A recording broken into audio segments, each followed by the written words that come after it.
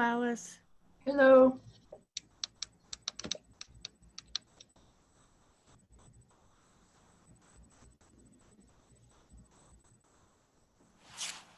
I'm going to mute myself so I'm not tempted. Okie doke. Okay.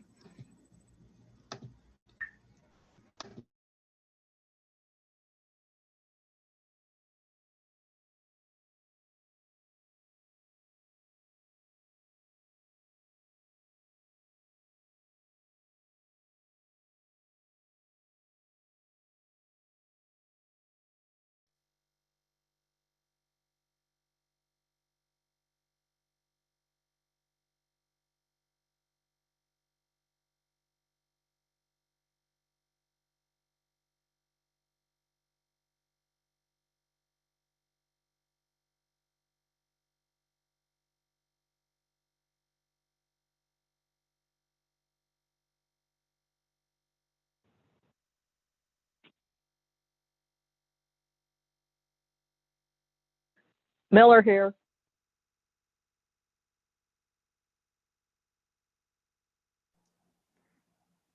Hi, Linda. Hi, Paula. Hi, Counselor Miller. Hello. I'm assuming this is Alice. Yes. Yes, Okay. yes. Once a counselor, always a counselor. So. I understand that.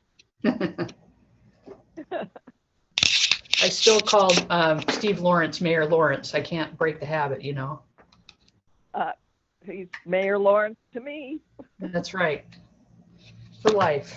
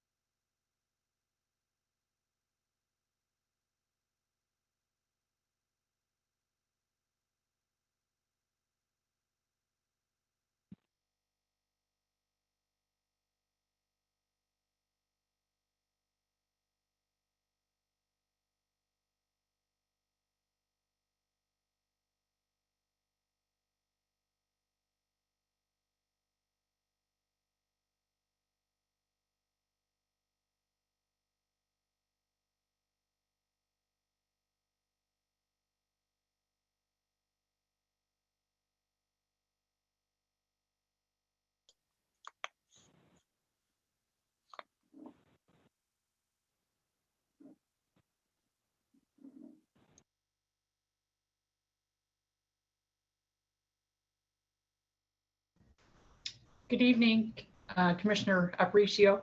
Hi. Good evening. Are you snowed in up wherever you are, or is it okay? It's just amazing how it was almost all melted and now we're back. We're up by the community college, so we get pretty good coverage by the city, and they've been really doing an amazing job. I don't know what's going on, but this year they just really seem to be on their A game big time. Yeah, I sure notice a difference when I roll into the Dalles. I rolled in earlier this week on Monday, and oh, look, it was so wonderful. Yeah, and now I think it'll be melted off by tomorrow, so I'm hopeful.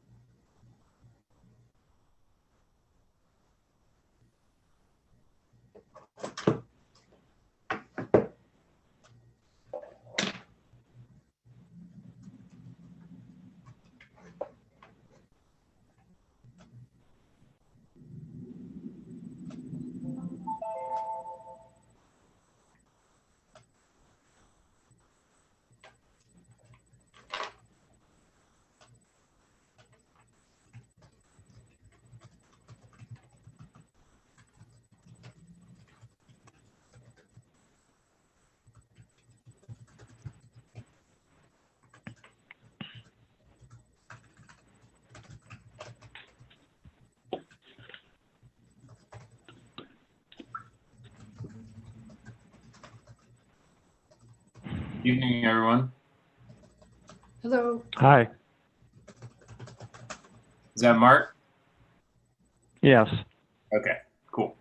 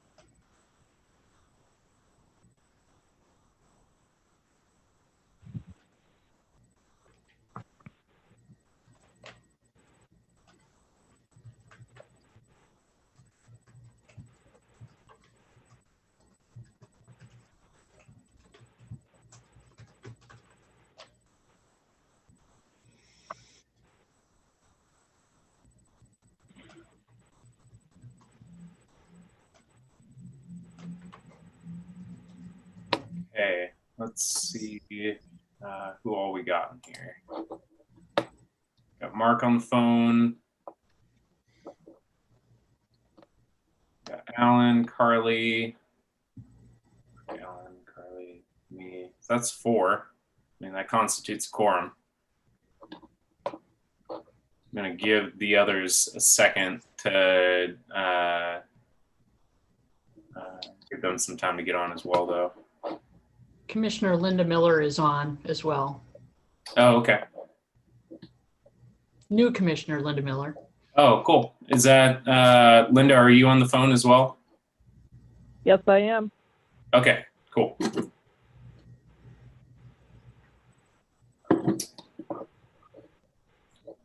There's Cody. Hey there.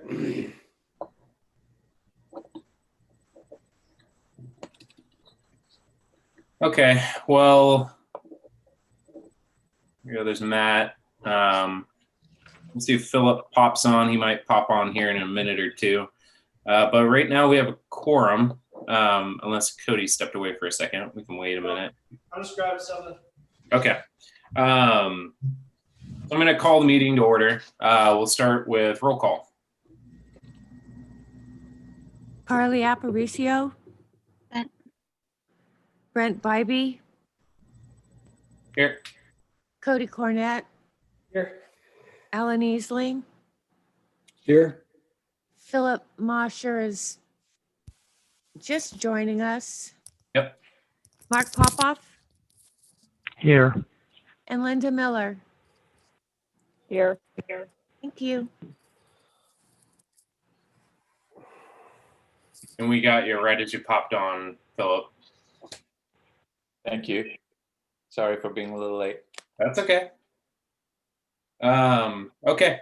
So roll call's over. We'll move into the Pledge of Allegiance. We have the flag up there.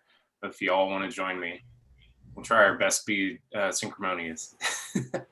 I pledge allegiance to the flag of the United States of America and to the republic for which it stands, one nation, under God, indivisible, with liberty and justice for all.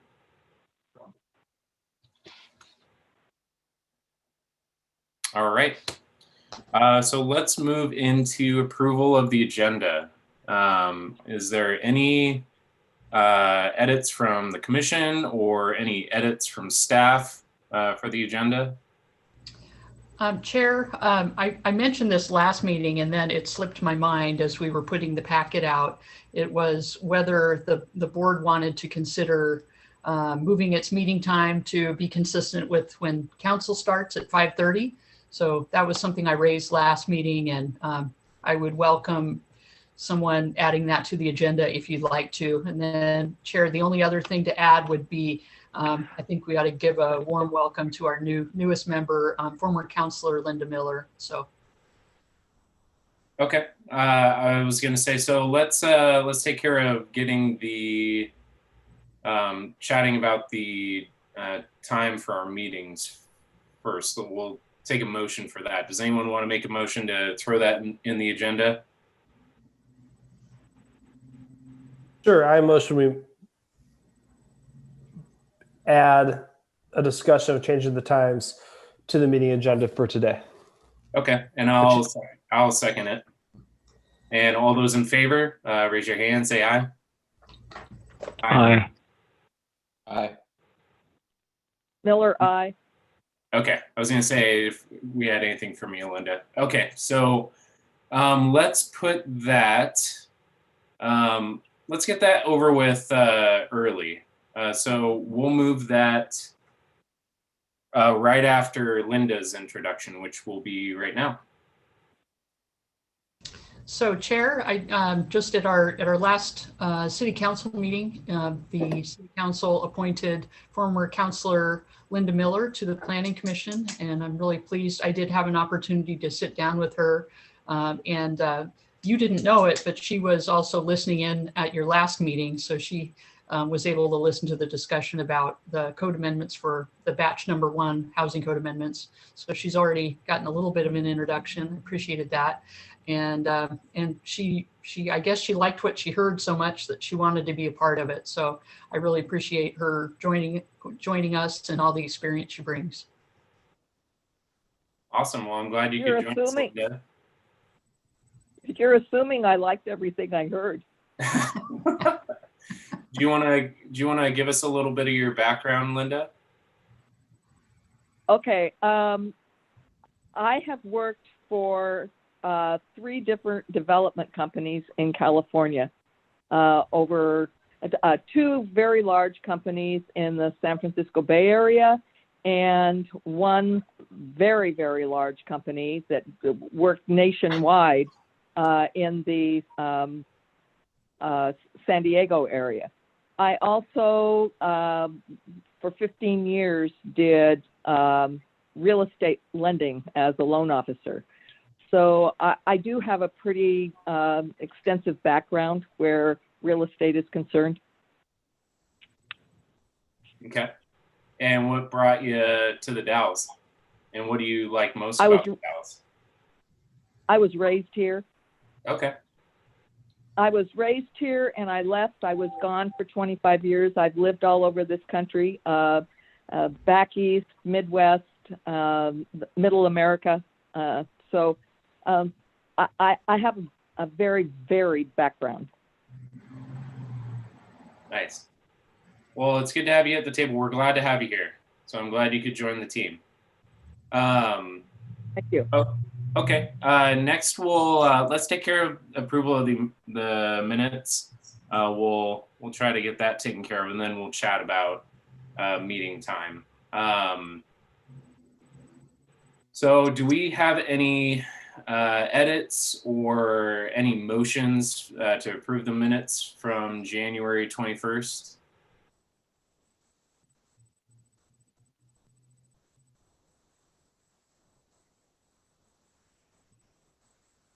I motion to approve the minutes from January 21st.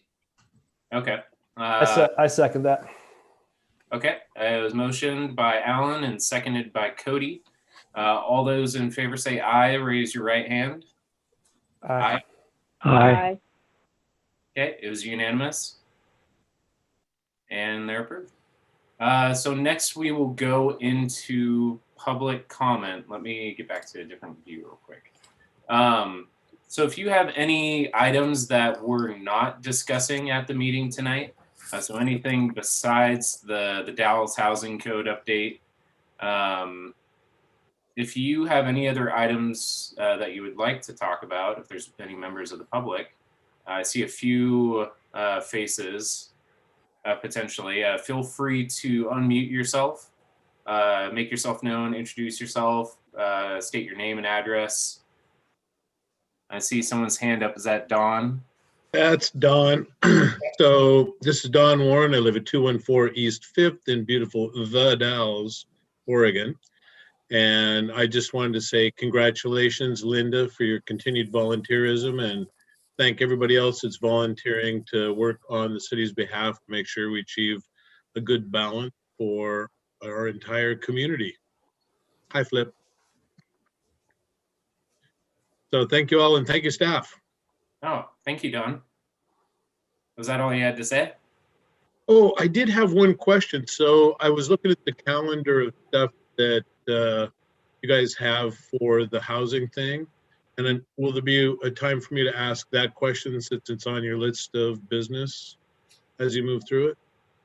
I believe we can make room for that, right, Alice? Maybe towards the end.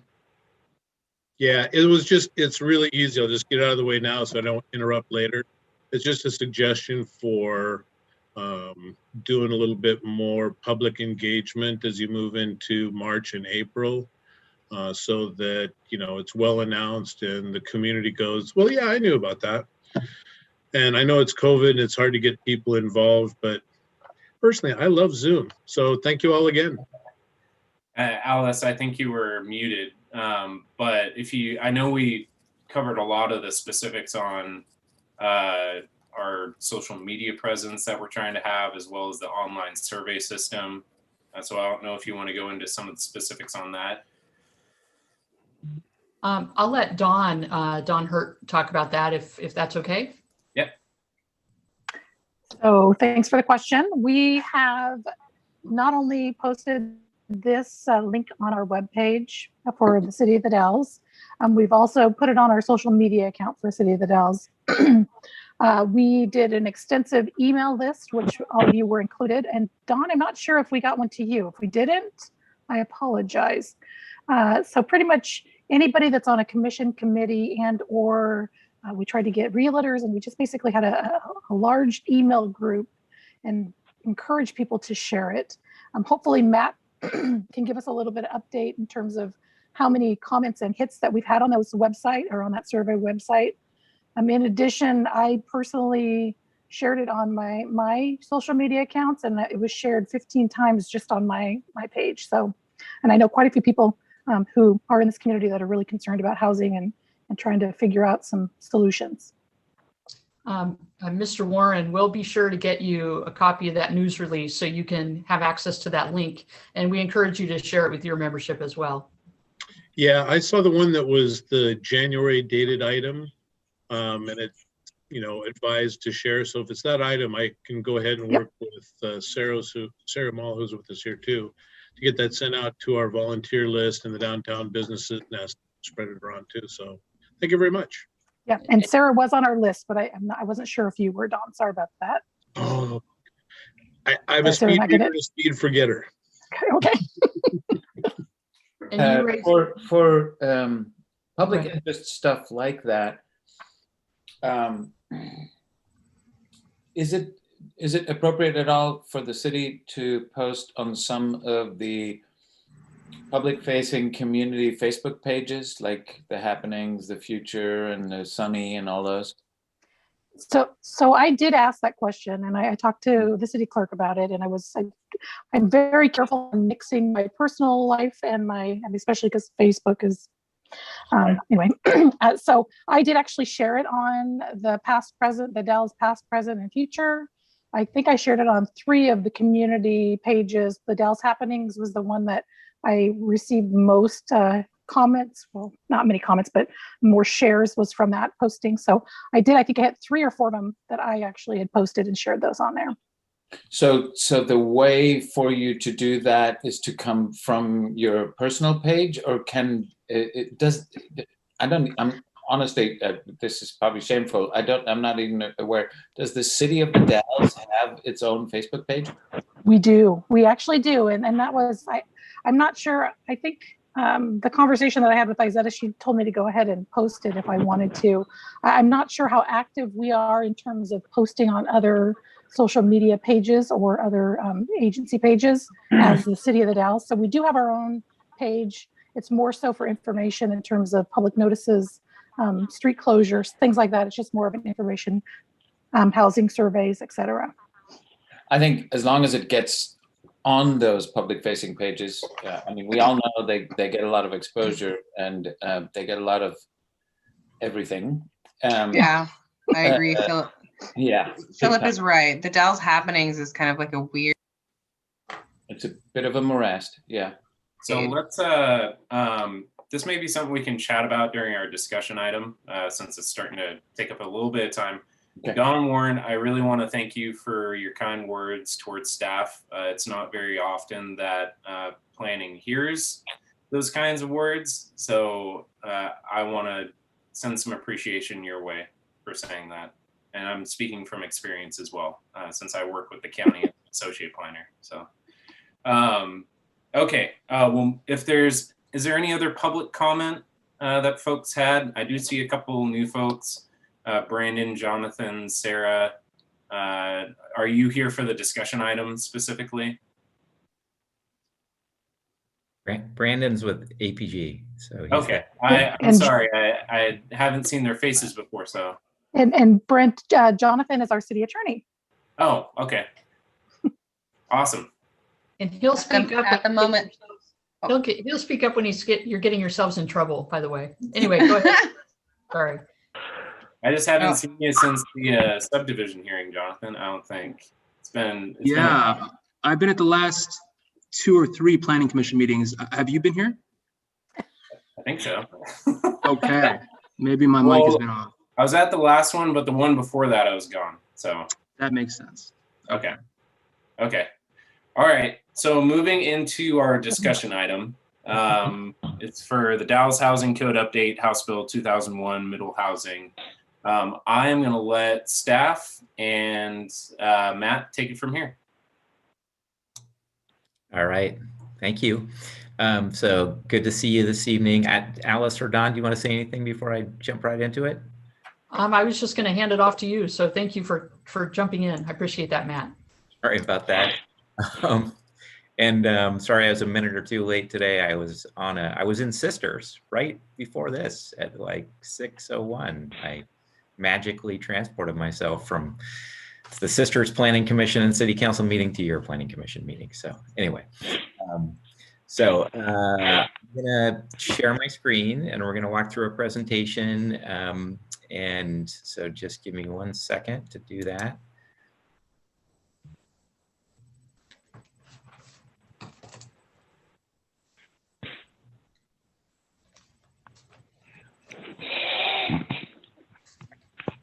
All right, can everybody see that okay? Yes, thank you. All right, just 1 second while I get I also want to get you all on my other screen and make it larger so I can see everybody. Okay, perfect. So we're going to kind of walk through where we are and talk about the materials that we sent you all in advance of this meeting, and talk through some discussion questions with you, similar to what we did the last time we met on this topic. I think probably don't need to do introductions at this point. You all know each other, and you've seen Brendan and I, and so we've kind of done that. We'll talk about just some project updates in terms of things we've been doing since we last met and talked. And then kind of the bulk of the agenda really is related to this, call it batch 2, or the second set or batch of code amendments. We'll note a few things in terms of changes to the first batch, but we want to focus the discussion on the second batch. And some of those amendments are related to some additional things you could do in your code related to kind of non-duplex forms of middle housing. Those aren't required for the DAOs by the state, but they are things that have been kind of talked about in some previous housing strategies reports and previous discussion with the commission. And we just want to come back and revisit a couple of those things and see what you think tonight. And see if you want to move forward with any of those as part of this process as well. But again, I'd put those in the, you can do these, but they're not things that are required for a city the size of the DAOs as part of complying with the recent House Bill 2001 and the administrative rules. As part of that discussion, we have another team member, not on the screen tonight, but they're called Cascadia Partners, and they're helping us with some illustrations of some of the code standards. So we'll show you some graphics that they put together. These graphics are really to just kind of illustrate some of the things that we're talking about, as opposed to things that would go kind of right into your code, but they're on board to do both of those types of things, more illustrative graphics, and also things that could be incorporated into your code to help illustrate the code requirements there too. And then there's a number of potential amendments to your code that are based on your staff's review of your code, and just some things that need to be clarified or cleaned up or made more understandable within your code. So we'll talk through those. And when we do that, I will likely get Dawn and Josh and or Alice to either correct me if I'm wrong or add to my explanation, because they'll do a better job than I will. And then we'll just kind of finish up with next steps. So that's the agenda for the rest of the discussion. So just kind of a reminder of what our overall schedule is and where we are at this point in the process. So we're kind of into that draft code update process, part of the process. And this is our second meeting in that out of 3, where we're bringing these code amendments to you in these 3 batches. So we'll have one more batch to bring you in March. And then we'll take all the comments and the suggested changes that you've told us to make already, as well as what we hear tonight in the next meeting, and put together a revised set of draft code amendments. We also have kind of plugged into our work plan another outreach activity. Could be another essentially online survey or open house to get other community members' feedback on this stuff. So we had the first one, which I'll talk about in a moment, but we've got another one programmed in there, which would occur probably kind of late March, early April, before we, potentially before we come back to you all in April, and then before we go through that code adoption process with the Planning Commission, so a bunch of you, and the City Council, which would be in April, or excuse me, in kind of May, June timeframe. So that's the schedule. We're well into it, but we're, we got a little ways to go too in terms of things to produce and review and discuss and be fine. So just kind of a little bit more on what we've been doing since we last met. So we did make a number of changes to that first batch of code amendments based on our discussion last time. We, probably most sort of significantly, we updated the minimum lot sizes that we had proposed based on the discussion with all of you. We've still got kind of one outstanding kind of bigger picture issue that we'll talk about in a moment related to how you define duplexes. But we've already gone and started updating the first batch of code amendments based on our discussion with you. And again, we'll put those together with the other ones and bring them all back to look at another time before we get into the adoption process. We launched the online open house and housing survey, so that's still in progress. So there's still time for people to weigh in and participate on that. We told people we would have it open through the end of the month. And so we've already had quite a few people look at that and respond to the survey questions. So 500 views. Now, typically when we say views, that could be, it doesn't mean 500 people. I think that's, you know, somebody can look at it multiple times from different devices. So it's hard to say exactly how many people that is, but it's quite a few. And we have had 139 people respond to the survey that's embedded in there. And I will say that's great. That is more than I often see for a community the size of the Dalles or even larger. You know, there's some even smaller communities where we'll also see a great turnout just because everybody's sort of talking about stuff amongst themselves. But I think that's pretty good. And again, we've still got a full kind of 10 days left with that survey open. So we would totally encourage other people to continue to participate in that. But I would call that a pretty good response so far, and hopefully we'll get more before we're done. We haven't gone in and kind of taken a look at what the results are so far. It's actually often pretty easy for us to do sort of an interim look at that, but we haven't done it yet. So that's still underway. I mentioned that we produced these code graphics. We're going to show you a couple of those graphics as part of our presentation this evening, but there's other ones.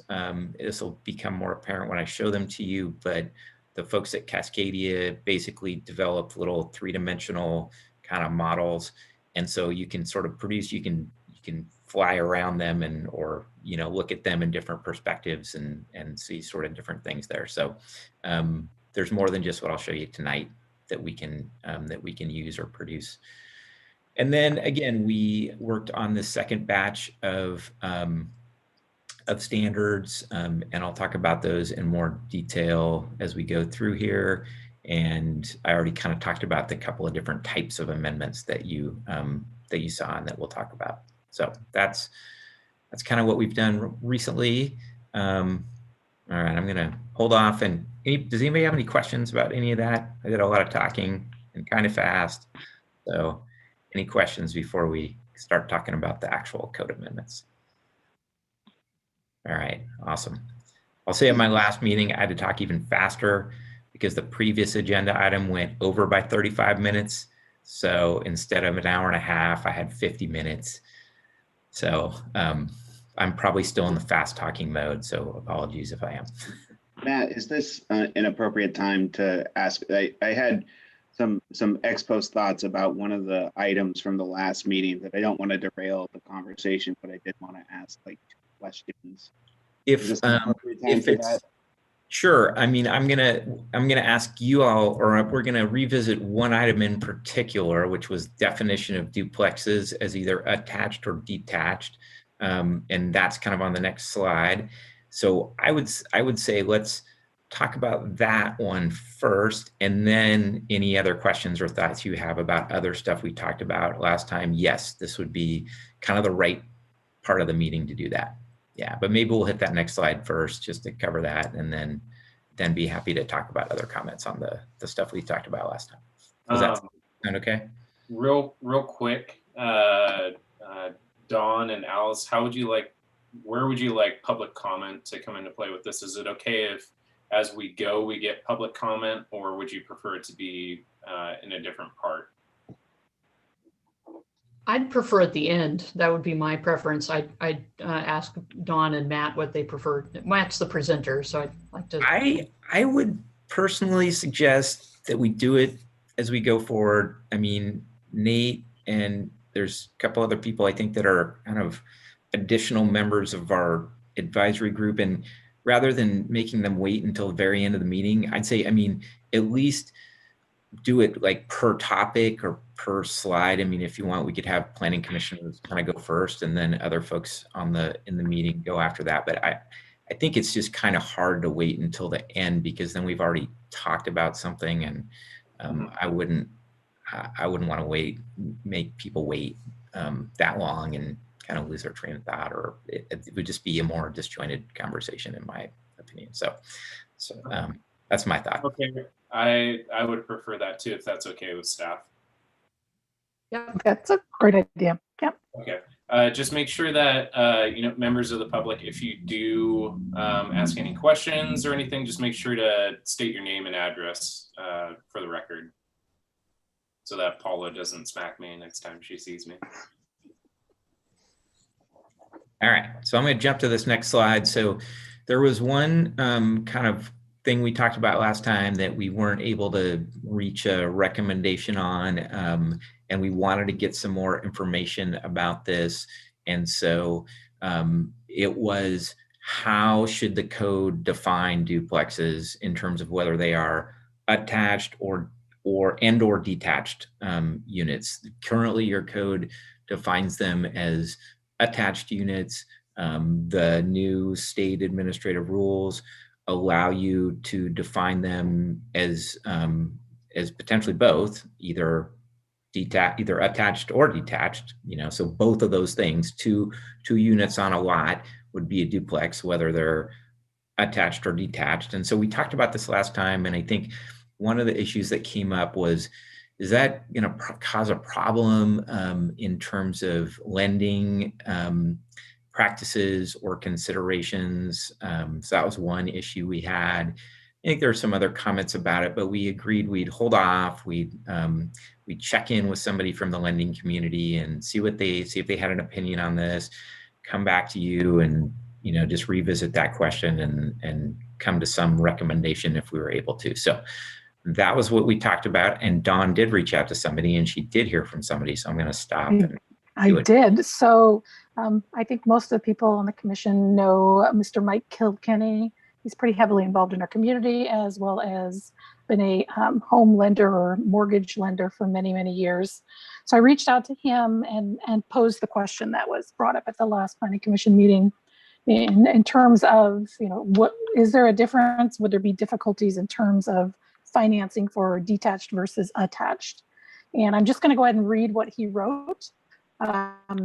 He said that a duplex would be considered a duplex whether we're detached on the same lot.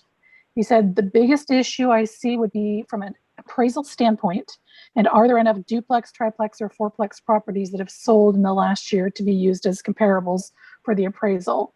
So he hasn't really run into any issues with the duplexes. As it appears, they are more prevalent in the market, but they I think it could become an issue with a triplex or fourplex unit. So that was Mike's comment.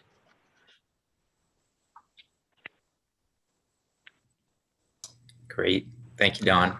So it sounds like not necessarily an issue in terms of lending or getting a loan, potentially an issue in terms of the appraisal. There just not being a lot of comparables out there, but less of an issue probably with duplexes than with triplexes or quadplexes. And at this point, we're not really suggesting or up to this point asking the question about, do you want to define triplexes and quadplexes as either attached or detached? We're pretty focused on duplexes here. So I guess based on that, any other thoughts or comments on this topic in terms of how flexible you want to be and how you define a duplex? I do have a couple thoughts. One is that I totally hear Mike's comment about appraisals, and appraisals have in a market like this that is developing very quickly and that is very hot, there is a built-in problem with appraisals in that they only can look at the past, and the past is changing so quickly now that they often are not catching up with what's happening now. So, my first reaction to that comment is yes, and let's not worry about appraisals too much. I mean, of course, they're a significant factor, but they're also flawed by the fact that they only can live by comps, and our reality here in this community is developing faster than the comps can keep up with, and I think that's going to be the case for a foreseeable future, the next few years.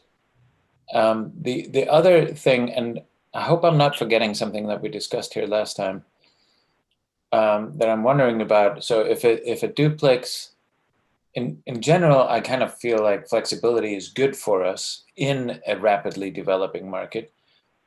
And a question that comes up for me is if a duplex can be two detached buildings on a single lot, then is that duplex basically just a way to get around city code and put two residences on a lot that really is only approved for one? And am I forgetting about other rules and regulations that prevent that thinking? Yeah, I'm going to respond to that. So the whole point, frankly, or a pretty significant requirement that came out of House Bill 2001 and the administrative rules is that you, the DAOs, will have to allow a duplex on any lot that is zoned to allow a single family detached home. So that's, you're going to allow that regardless. So whether the duplex is, two attached units or two detached units, you're going to need to allow a duplex on any lot that allows a single family detached home. So there's no sort of, you don't have to allow more. You don't have to allow like a duplex and an ADU, for instance, on a lot because it allows a single family detached home, but you will have to allow a duplex on any lot that allows a single family detached home. So okay. I think that's not really an issue from my perspective or from the perspective. That makes perfect sense. And so are there any other changed requirements between that duplex being attached versus detached? Is the only thing that makes a difference here a shared wall? Or are there any other, are the SDCs different, or are there any other changes to that? So in terms of system development charges and utility lines, we would treat them the same. So when anybody is constructing a new new duplex, we do require separate lines to be run for each of those so they can run or operate separately. So it wouldn't matter if it's attached or detached. Yeah, okay. Correct. So Miller has a question. Yes, sorry. Go ahead, Commissioner Miller. Okay. Most of the time, I'd say 99% of the time, you're considering a duplex with a single wall. What about a duplex that has a shared floor? Oh, you mean like almost like a shared upstairs, downstairs? Oh, gotcha. Like a townhouse style, basically. Yeah, I mean, I don't think there's anything to prevent you from defining that as a duplex. And in fact, in the state rules, the state rules show different duplex configurations. They've got a number of graphics that show how they could look, and that's one of the options. Is that the two units are separated by a floor. So lower floor is one unit, upper floor is another unit. So those could also be defined as a duplex if for the attached units. So really, sorry, go ahead, Commissioner Miller. So Dawn, how do the SDC charges play in there? So we look at for any new construction, we require separate laterals to be run and separate SDCs to be paid for each residential unit. So whether it's attached or detached, when we get to, actually we do that all the way up to fourplexes. When we get to multifamily situations, I think you could kind of go either way on the fourplexes, where you could do a master meter, which would be more like an apartment complex versus, a 1, 2, or 3 unit building. But yes, it would be Okay. separate unit or separate utility lines. Thank you. All right, and I think Alan maybe has a question or comment. And Yeah, I can't my see. question is about parking. So with the two small single-family homes, my understanding is that each one would need 2 parking spots. Whereas if we had a detached duplex, each one would need 1 parking spot. Is that correct? That's correct in terms of how your code's currently drafted. So right now, I'm pretty sure you require 2 spaces, off-street spaces for a single-family detached home. Per the updated state requirements, you cannot require more than 1 off-street space per unit of a duplex, so 2 in total. Doesn't mean you can't allow more. You know, if somebody wants to come in and provide more parking than that, then you can certainly allow it, but you can't require more. So yeah, that's correct. I mean, but that's going to be the same whether or not those units are attached or detached, if they're 2 units on the same lot. So. And I can kind of see the concern you're leaning towards, Alan. One thing that I've kind of kept in mind throughout all of these discussions is the fact that not everyone is going to do this. Every single property in the Dalles is not going to have a duplex on it to the point where nobody has parking. It's going to be a very gradual thing. And I know that the mindset in the Dalles is to have the single family home on a decent sized lot instead of breaking it up into development. And so shifting from that to a multifamily development style town, more geared towards multifamily, is going to be a very gradual shift that I personally don't think we'll see a lot of effect to parking. Yeah, I mean, I'll say I would agree just based on the housing needs analysis that we did with Johnson Economics a couple of years ago.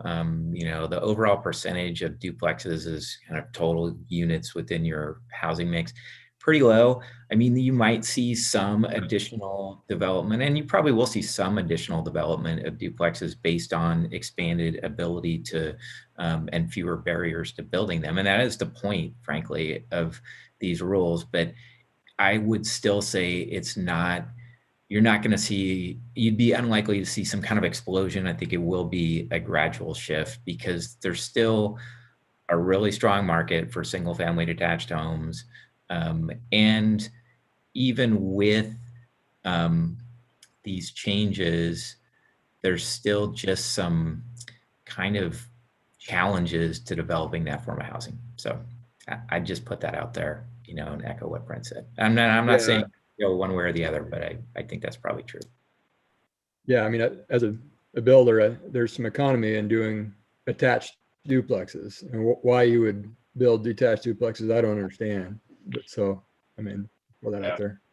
I think it just adds more. This is Mark. Go ahead, Mark. Can I comment on the economy of that? I've worked with Habitat for Humanity. We did a duplex once, and it actually ended up costing us more. You have to deal with the fire and sound wall between the 2 units, and it's usually ends up being a little cheaper just to build, you know, 2 separate cottages, you know, assuming that you have the physical space to do so, which you would have on a typical 50 by 100 foot lot. So there's not really, you know, if you're doing this properly and up to code, you're really not going to save anything by having a common wall between 2 units. So are you saying, Mark, that you would like to see the definition for duplex allow for either detached or attached, and they have, you know, the applicant would have the choice for that? Yeah, I'll let the applicant choose which way he wants to go. There might be a situation where he just doesn't have the room for 2 individual buildings. But awesome. But there's not really a cost savings of doing 1 divided building. Okay. And then I'll bounce back to Alan since we were just talking as well. Alan, what are your opinions on either having it defined as one or allowing for variety, allowing folks to choose whether it's detached or attached? Well, thanks. I think it's a lot more cut and dry the way the code's written now, as attached duplexes myself. I think that's there to navigate. I think we may have some confusion with detached duplexes, allowing that. Okay. And where do you think a lot of the confusion would be? Well, like you said, I don't think that there's not going to be a lot of, I don't think we'll run into this a whole lot. So maybe we're just splitting hairs here, but you know, when I was developing a property I'm developing right now, in the early stages, I had to decide whether or not I wanted to subdivide it or keep it one parcel.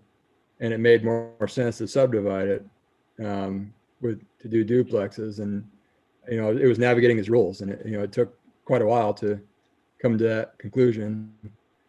And I mean, it's you kind of have to work the rules a little bit, and I think the simpler it is, the better. So I kind of like the way it is now, personally. Okay. Yeah, and I can appreciate that. I can guarantee you we're not splitting hairs right now. The whole point of this is so that we can hopefully plan for the future, and when this stuff does come up in the future, there's a reason that it's there. And the planners 20 years from now that may be looking at this and thinking, what the heck were they thinking? They're going to look back, they're going to watch this Zoom meeting because it's going to be recorded, and they're going to be able to figure out exactly what we were thinking. So, Chair Miller has a comment. Yep. Go ahead, Commissioner Miller. I believe that most people, when you say duplex, there's a common wall or a common floor. They're not even thinking two separate buildings. Okay. I think there's also going to be some confusion. How do we define the difference between two separate buildings in a duplex and an accessory dwelling on the same lot? It seems like would be pretty much the same thing. Okay. And I think Dawn had something for us as well. So I just wanted to, there was one part of the comment that I didn't fill in, Commissioner Miller. When we have an existing single family home that wants to convert into a duplex, so adding a unit, we have, we take it case by case, but we do allow sometimes, because the plumbing usually is the same, they still pay a system development charge for sanitary sewer, but we give them the option to use the existing water meter if it's adequately sized. If it's not adequately sized, they increase that size. So there is a little flexibility on modifications of existing single family homes into duplexes. I just want to make sure I put that out there so that you're aware. Okay, thank you. So a little savings there. And I'm interested in hearing what other folks on the commission have to say about this as well. But I am going to add a couple of things just in terms of the discussion. So some of the issues you all have mentioned came up during the process of drafting the state rules. There was discussion about how are duplexes typically defined? Is that going to cause confusion in terms of defining them now potentially differently? So that was a discussion item that came up. Ultimately, you know, what the majority of people on the state rulemaking advisory committee said was, it's okay. There might be a little confusion, but they sort of voted for more flexibility and more opportunity, and figured they thought that was more important than but you know, kind of a change in the definition, or defining duplexes a little differently now or in the future than they have been typically. So I just want to kind of note that comment from that process. In terms of distinguishing between ADUs, a single family detached home plus an ADU versus a duplex, that came up as well. There was a lot of discussion about that during the rulemaking process. And ultimately, the response was, that's sort of okay too. Most cities have specific standards by which they define an accessory dwelling unit. They're typically defined in terms of their size, so they can't be larger than a certain size. And then there's some other requirements. And the kind of conclusion that the rulemaking advisory came to was that's going to be up to the development applicant, just like somebody else said a moment ago. They can come in, and if what they're proposing to be built could meet the definition of either a duplex or an accessory dwelling unit plus a single family detached home, then they propose it how they want. I mean, they're going to have to limit the size of that second unit to be a smaller unit to be an accessory dwelling unit. So they can't just kind of get out of the, if you charge a lower SDC for an accessory dwelling unit, you can't just kind of get out of that by making it the same size as the existing single family detached home there. They're going to have to meet the definitions of an accessory dwelling unit, but it would essentially be under at least the state rules, up to the applicant to decide how they want to define that development, and then up to you all as the city to determine if they meet that definition, whether it's a duplex or it's a single family detached home plus an ADU. So I'm just going to put that out there too. Ultimately the applicant's going to have to make the choice, and you're going to have to determine if if what they're proposing meets your definitions in your code. So I am interested in what other folks on the commission have to say about this issue. And then I probably want to move us along to talk about some of the other code amendments in front of us. Yep, because I do know we did chat about this in detail last meeting. And I don't really, I don't want to run in circles on it too much. I do want to hear, there's a couple other folks that we haven't heard from though. We'll start with Cody. Do you have any input on this? Sure. I think that, if the state says that if the state says that a detached duplex is the same as an attached duplex, then there's no reason why we shouldn't recognize that in the same way. And in regards to lending and appraisals, it only takes one or two appraisals of a detached duplex property to get the ball rolling, and then once it's there, it goes on. So it only takes one sale to get that momentum going behind the appraisal data. So I think that we should, I certainly understand Alan's point and Mark's point about it being economically efficient to do an attached duplex, but that is to the choice of the developer. And then as far as straightforwardness and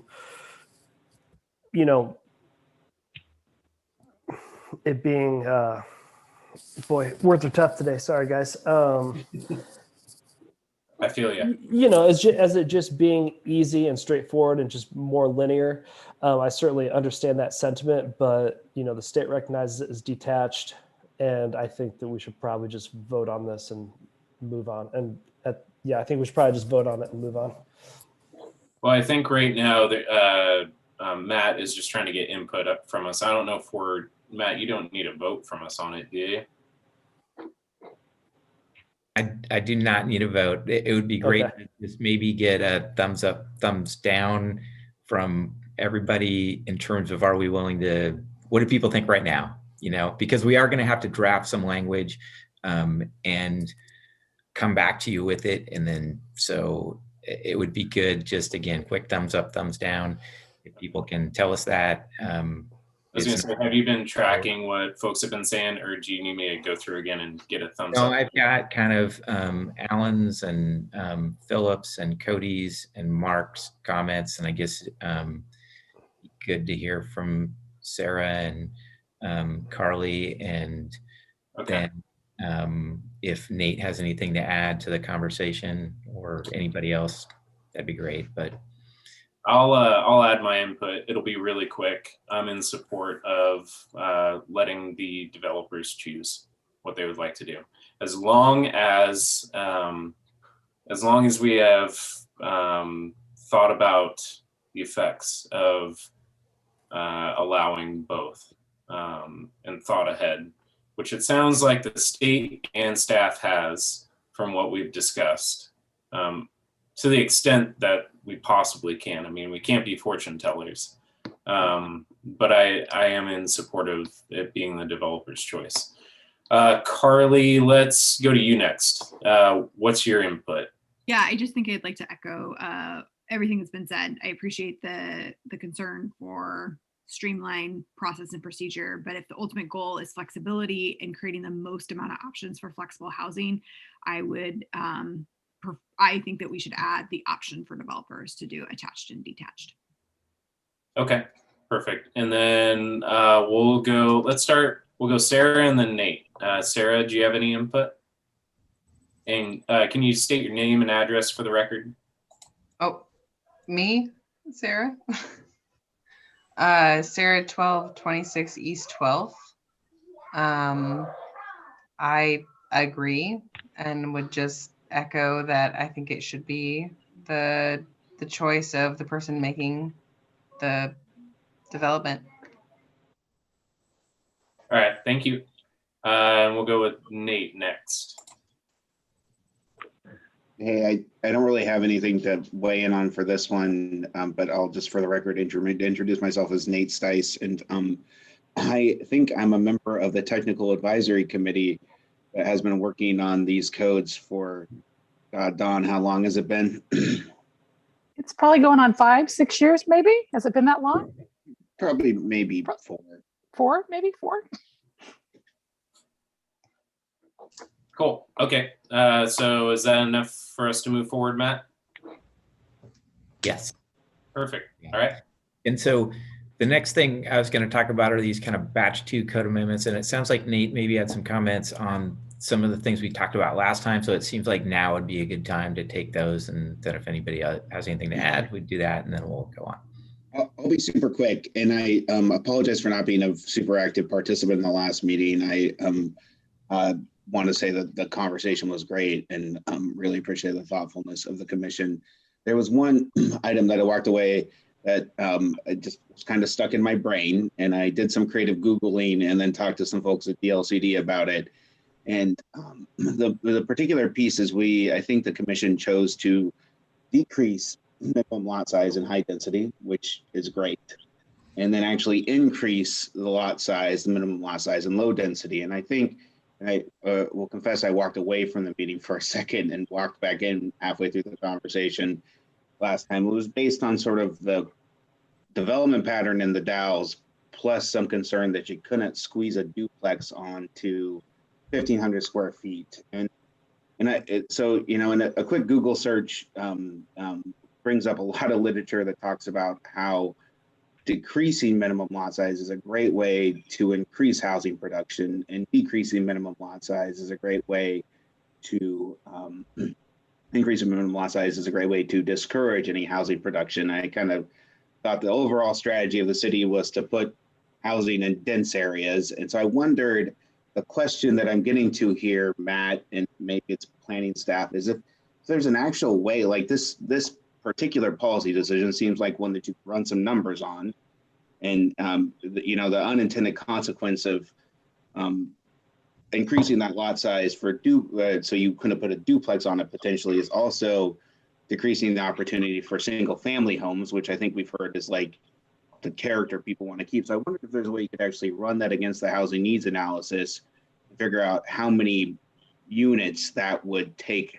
potentially off the rolls, or how much land that would take off the rolls, if that could be translated into like total units we're taking off as well, just so the commission can have you know, some real numbers behind like what that policy decision means. And so that was my question, is if there's some way to put some numbers behind that. In particular, you know, I think that single family piece is what sticks in my mind. Is I've actually think I've seen, and Cody probably actually knows this better, I've seen some really nice looking 900 square foot 2-bedroom homes on lots in high density places in the Dalles. There's one like kind of down by the chamber office that's a tiny little place. I think it's been on the market for a little while, but it is also turns out to be the most affordable unit on the market for like under 200,000.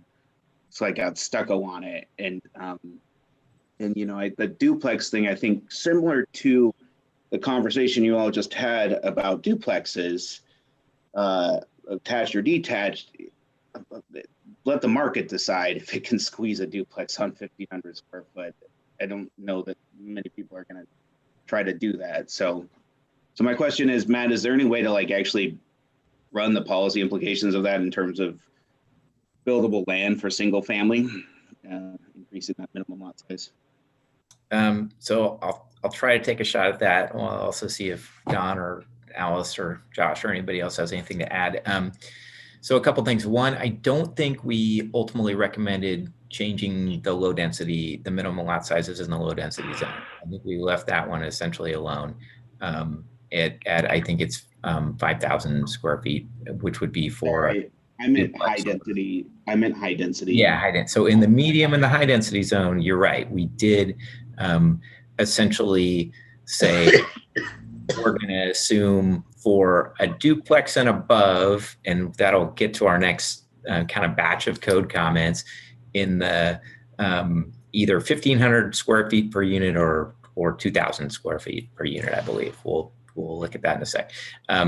But we did, in effect, then, as you say, increase the minimum lot size for a single family detached home. We didn't really increase it for a duplex because 2 units, it's got to be allowed on the same lot as a single family detached home. So we didn't increase the lot size per unit there, but we did for single family detached homes. So I think to get it to do what you're suggesting, we would kind of need to take a look at the run some numbers on the number of parcels in the city in those zones that were smaller than either 3,000 or 4,000 square feet. We'll look at the number in a minute and just see how many of them there are that were vacant. And yeah, we could get some sense of, at least for the vacant ones, what kind of effect that would have in terms of those would no longer be viable, you know, under a certain size for a single family detached home. And then beyond that, it would be somebody'd have to subdivide or redevelop, and that's probably going beyond what we could do. But I think we could probably take a quick look at, just in terms of the vacant parcels, what kind of impact that would have on the supply of parcels that could be developed for that kind of housing on that size zone. So I'm betting that I could work with Brandon. When I say we, I don't actually mean me, because I'm not the GIS guy, but Brandon is. And we have GIS data from the city. And so I think it wouldn't take us too long to do a quick analysis of that. Because we've got the buildable lands inventory. So I think we could take a look, see how that shook out, come back and talk to you about it at the next meeting. Nate, that's a really great way to measure too. I didn't even think of doing something like that to kind of see what that overall impact would be to our community by, you know, looking at the lot sizes. Yeah, I mean, I think it's a really good point. Absolutely. And I think we could take at least a quick look at it with the info we have.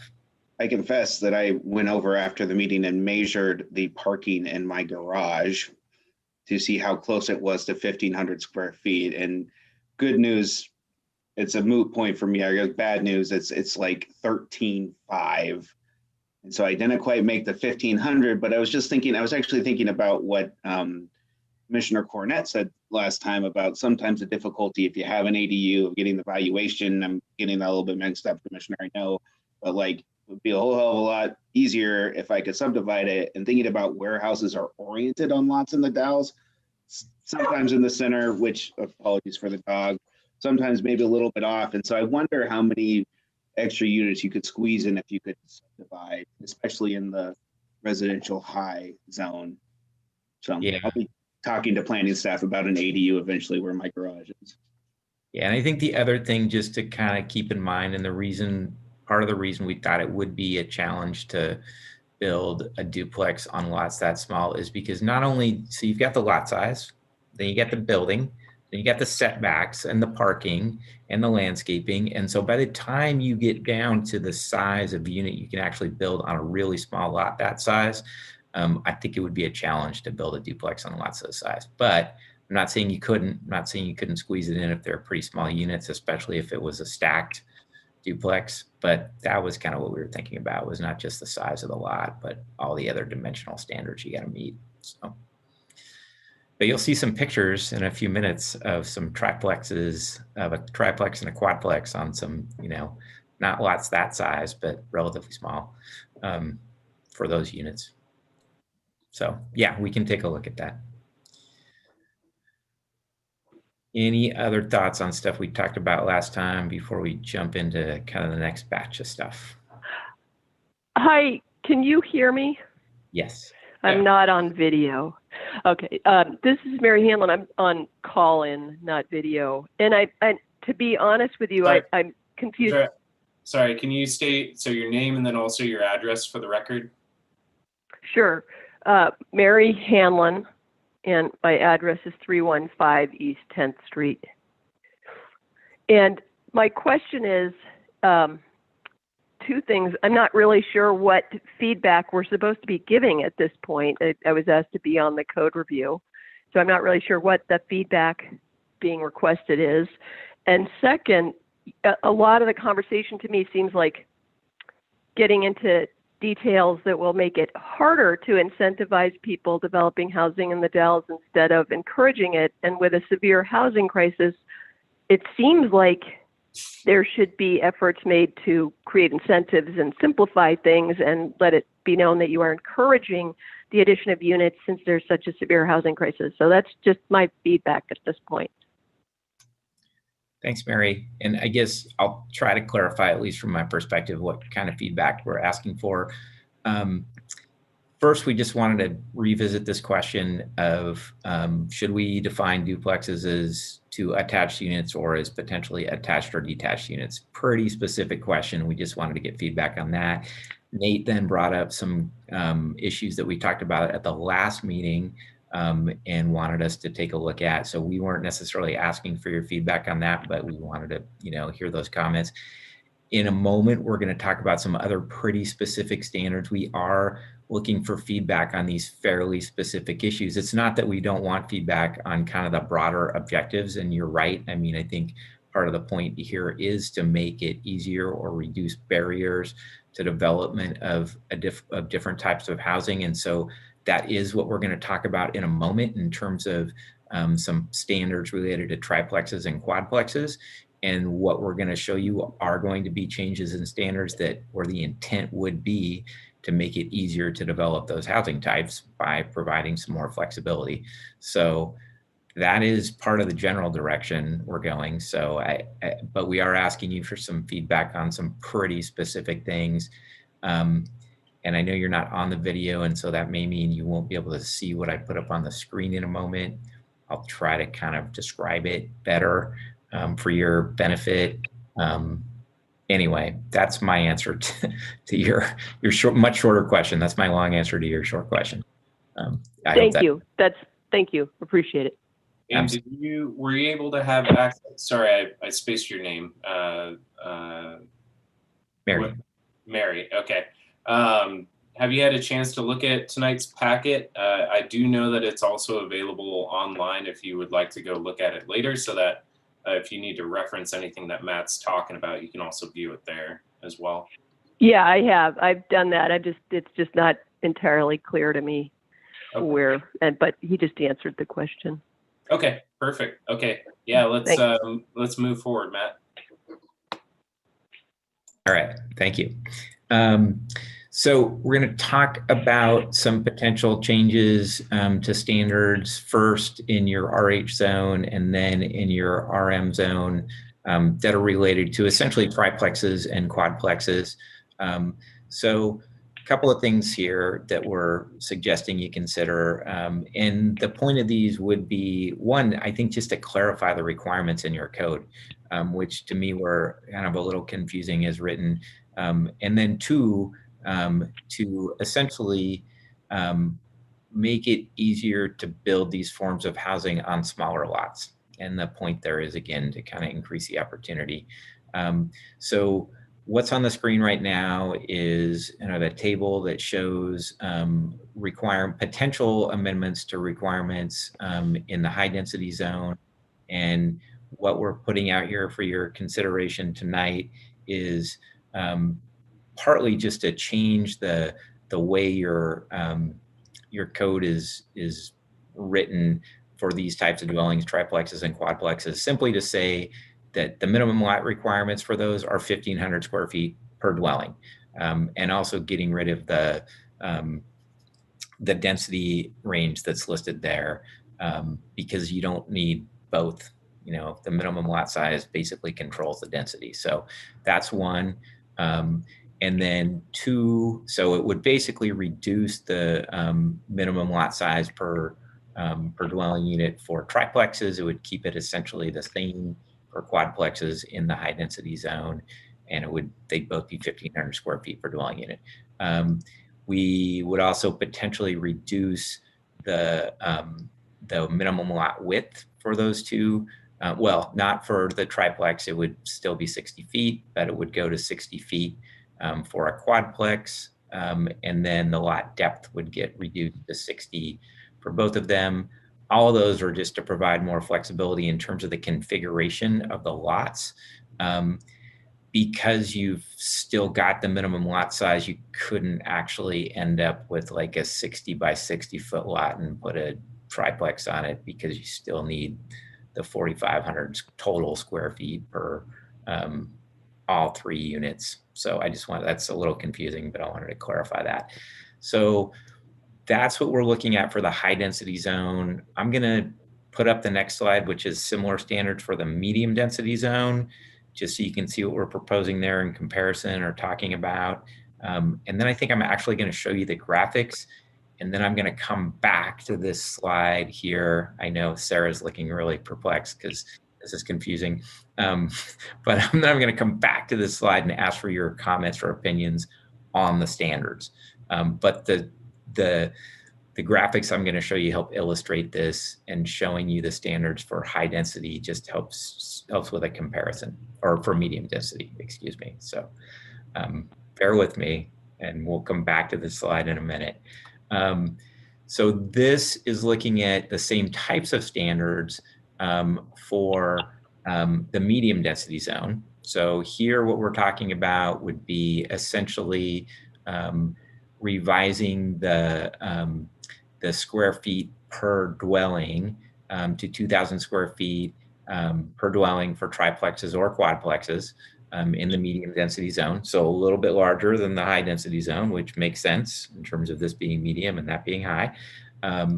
Also, basically reducing the minimum lot width for a triplex from 75 to 60 feet, which is kind of more in line with that 2,000 square foot lot size. That means you could do it on a 20 by 100 foot lot.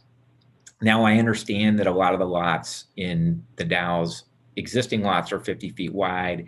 This doesn't sync up with that super well, but it does still, if somebody were to subdivide property or kind of make lot line adjustments, it just gives a little more flexibility.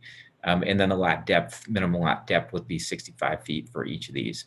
So I'm just gonna quickly show you a couple of graphics that sort of show you what this might look like visually. Oh, well, I am going to show you. I skipped a slide, but that's okay. So this is one of the graphics I talked about earlier. This is showing essentially a triplex in the medium density or high density zone. Units. Potentially in the medium density, because we're showing, well, I think either one actually, because we're showing a 60-foot lot width. So this is showing you a triplex on a 60-foot wide lot, and it's meeting all the setback requirements. It's meeting the proposed revised lot width and lot size requirements. It's a 60 by 100 foot lot. It's providing 4 parking spaces in the rear. So this is the folks who did these graphics, they actually took a block in the Dalles, and it happened to be one that was alley loaded for the parking. So parking is coming from the alley in this, because you have a lot of blocks or neighborhoods in the city that have alley loaded parking. So you'll see kind of on the right-hand part of the screen where the parking is. I guess you can see it on both. And this assumes the triplex has like essentially 2 units in the front, each facing the street, and a 3rd unit in the back. So that's where that other entrance is. So this is just sort of showing you, and it meets the city's height requirements, existing height requirements for a triplex for that zone. So this just kind of shows you what that building could look like on a lot this size and meeting all your other standards. And then the last one I'll show you, and again, we have some other graphics that show this stuff too, just from different angles and perspectives. And then this is sort of showing, this would also be in your high density zone because it's assuming a quadplex also on a 60-foot wide lot, same size lot. But the building is a little larger in order to make the units a little larger. And it doesn't mean, and this is just one possible outcome, right? It's probably the largest building you could put on a lot this size. And so it's showing, again, something that meets your existing height requirement. It meets your existing setback requirements. It includes 5 parking spaces in the rear. And this one is assuming looks like a couple units on the ground floor. I can't exactly tell how these units are all configured, like where unit 4 is. So I'd have to check with the graphics folks on that, but it's assuming a quadplex. So again, this is just kind of illustrating the standards that I showed you on the slides with the tables a minute ago. So just a visual kind of illustration of that. Hopefully that's helpful and not like more confusing than it is helpful. So with that, I'm going to go back to the first slide and then see what thoughts people have about those potential changes to the standards for lot size and lot width and depth. And then we're also going to talk about parking because everybody loves to talk about parking, but we'll do that in a second. So this is back to, again, the RH, the high density zone, and the potential changes to lot size, which really isn't much of a change. It's just expressing it in square feet per unit, which would be 1,500 square feet for those types of housing. But it would change the minimum lot depth, and it would change the minimum lot width for a quadplex in that zone. So that was a lot of talking by me. Sorry about that. I'm going to stop and see what y'all have to say about this.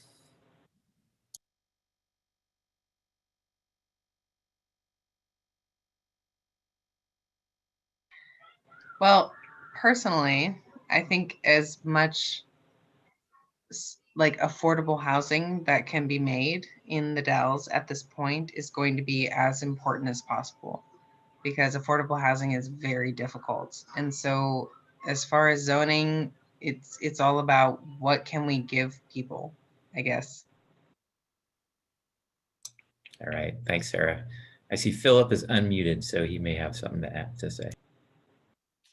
Yeah, I basically agree with Sarah. I think more flexibility is good, and an ability to, since we live in a place that is severely limited in expanding the urban growth boundaries, and we know that there is plenty of space within the city limits to increase development, and we know that we have a housing problem that is not going to go away anytime soon. It seems to me that these changes are pointing in a good direction of creating greater density to allow more people to live within the city limits in an affordable way. Yeah, I just wanted to contribute real quick. Agree with Flip and Sarah and some of the rest of you is that since in the city limits, we're probably predominating towards, as far as majority of the population, living wage jobs are pretty scarce because we're service industry related. So the more we have in the way of duplexes, triplexes, quads, higher density living, the easier it's going to be to have our service workers live, walk to work, do those sorts of things. So I like the direction that this is going.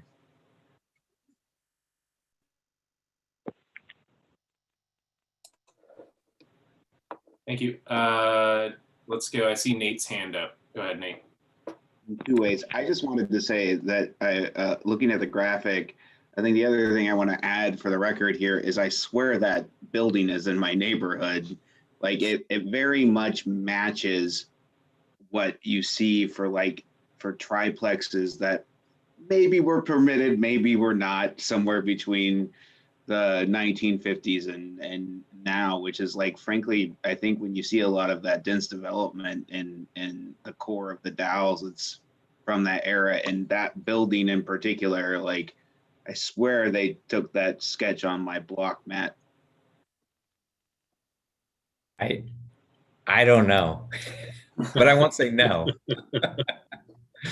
But I can't say. I'll say, having lived in one of the impromptu apartments that happens in the 100-year-old houses in this town, you get some very interesting carpentry and contractoral work here in this town.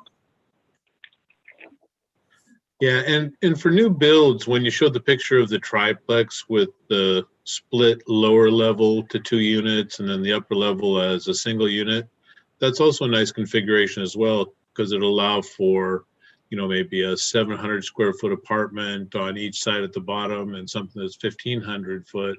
So you've got, someone's got 1 or 2 kids can live there as well. So, all those ideas are things that developers can identify what value there is to them and for whoever the property owner is going to be for the rental market. All right. This is Mark. I'd like to comment on the affordability issue.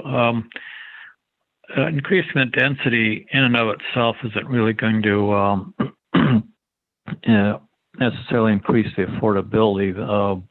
The developers tend to go towards the more high-end developments because that's where the money is. There just recently was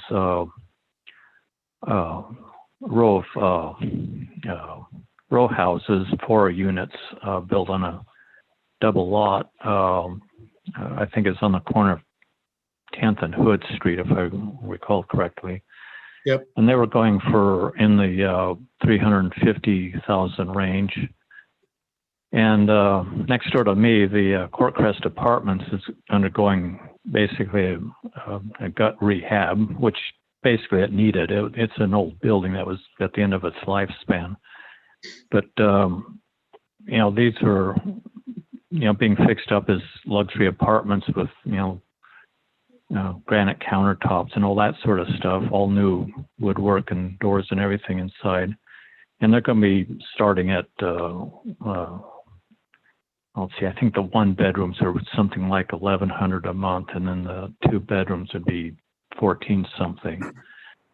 So, they're probably going to have to be, we're going to have to do something else besides just changing the zoning to allow higher densities if we were serious about increasing the amount of affordable housing. Also, I'd like to see more emphasis put on affordable owner-owned housing. And right now, I think Habitat for Humanity is about the only one that's doing anything in that range. If we're just creating more rental housing, people aren't acquiring any net wealth. It's just, perpetuating poverty, really.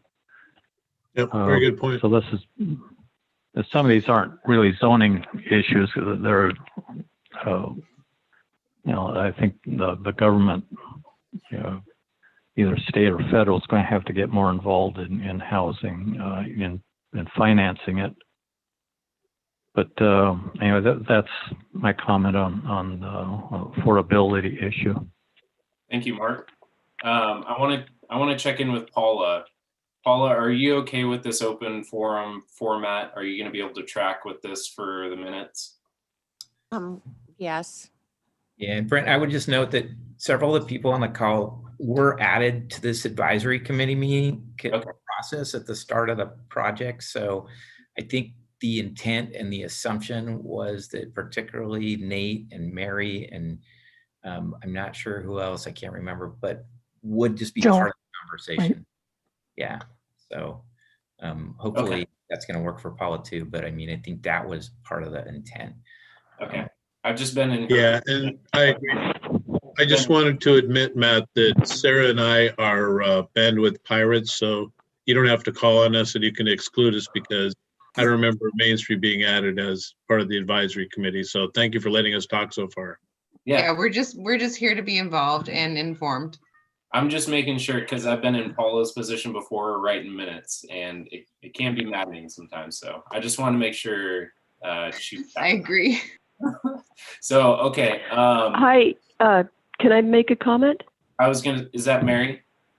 Yeah, that's Mary. Okay, yeah. Yeah, just on the comment that was just made about development. I think the Dells, there's not a lot of development going on, unless I'm missing it. Yet there's the one down on Hood and the 10th, but it's been 2 units maybe have sold in the last 3 years, maybe. That's not good track record for the amount that is going in, and the price is too high for the market here. So I just want to comment that the gap between, and I've explored the possibility of trying to build either market rate or affordable housing, and the gap between the construction costs and the rental rates that can be supported here is massive, bigger than normal places where it's challenging to do market rate or less. Luxury housing can be done with the construction costs where they are, but I think that incentives are critical given the challenge to the market cannot support, and even with the federal subsidies, it doesn't support it. So anything that can be done to create an incentive is what I would again encourage. Right. And that kind of feeds back into my statement earlier that, the Dalles is going to gradually shift into a different mindset with development. It's not going to be a stark contrast right away once this goes through. But it's going to be gradual, not a whole lot of folks seem to be on the multifamily train. Which is fine. Everyone has their choice on what they want to do with their property. You have that right to choose what you would like to do with your property. So no matter what, it's going to be gradual. Dawn, did you have something? So yeah, and Josh, I'd like Josh to jump in too if he'd like. We've had, in terms of some infill development recently, we've had developers come in and basically modify their plans because of the improvement requirements. In terms of if you go with a multifamily, there's additional requirements in terms of improvements in a different process. So I don't know, Josh, did you want to add anything more to that? Not too much. Yeah, I could take questions, but I think, you kind of hit it on the head. When we hit 3 dwelling units, that's when we start requiring more improvements. The city requires more improvements. Between a single family and a duplex, we don't require much. So we do receive a lot of interested individuals coming in wanting to do multifamily. They find out costs associated with it, and then they scale their project down. So ultimately, the community misses out. So I'm just going to add a couple of things in response to Mark's comments, and then see what other people have to add, and then suggest we move on to some of the other things we have to talk to you about tonight. So I would say, Mark's right about a number of those things. It's changing density or lot size is not automatically going to produce affordability. That is true, and not in the short term. What it is going to do is potentially increase the supply of housing, and housing that can become more affordable over the longer term. We're not talking about doing something to just meet the needs of right now, but over the longer period. So I just think that's worth thinking about. Two, we're also not talking about just new construction, but also potentially conversions of existing homes. And so that's kind of a whole nother issue. And then three, yeah, absolutely. You know, this is not the only thing the city, the only thing that can or should or will be done to address affordability issues. And there's a lot of other strategies at the state, federal, and local level that would need to be done to really address, you know, larger scale housing affordability issues and or produce units at a cost that's affordable to people with lower incomes. So this is one sort of set of strategies to provide some flexibility and increase some options in terms of what can be built and make it easier to build certain types of housing. And that's really the point of it. And so I think, yeah, Mark's point is very well taken, but it's not the only way to look at the issue here. So can I just jump in real quick here? While Dawn and Josh's comments are kind of still fresh on everyone's mind, this is a pretty simple yes/no question. I mean that in a respectful way, of course. Josh and Dawn, are you saying that when developers get here and they want to do multifamily 4 units or less, that 3 to 4 unit threshold is where things kind of get a little bit challenging for them? And maybe, I know we're going to get into this later in batch 2, but maybe that's where we can focus a lot of our effort in making that more easy for developers to come in and handle those projects in that bracket.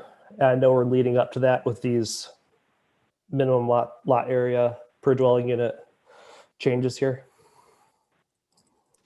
Josh, I'll let you jump in on this. Josh has got it pretty fresh in his mind with what he's been working on lately. Okay. I think it actually creates another scenario that's probably, not on the table for tonight's housing code amendments. A lot of it has to do with, the current process of what the city requirements for improvements. That is really the big thing.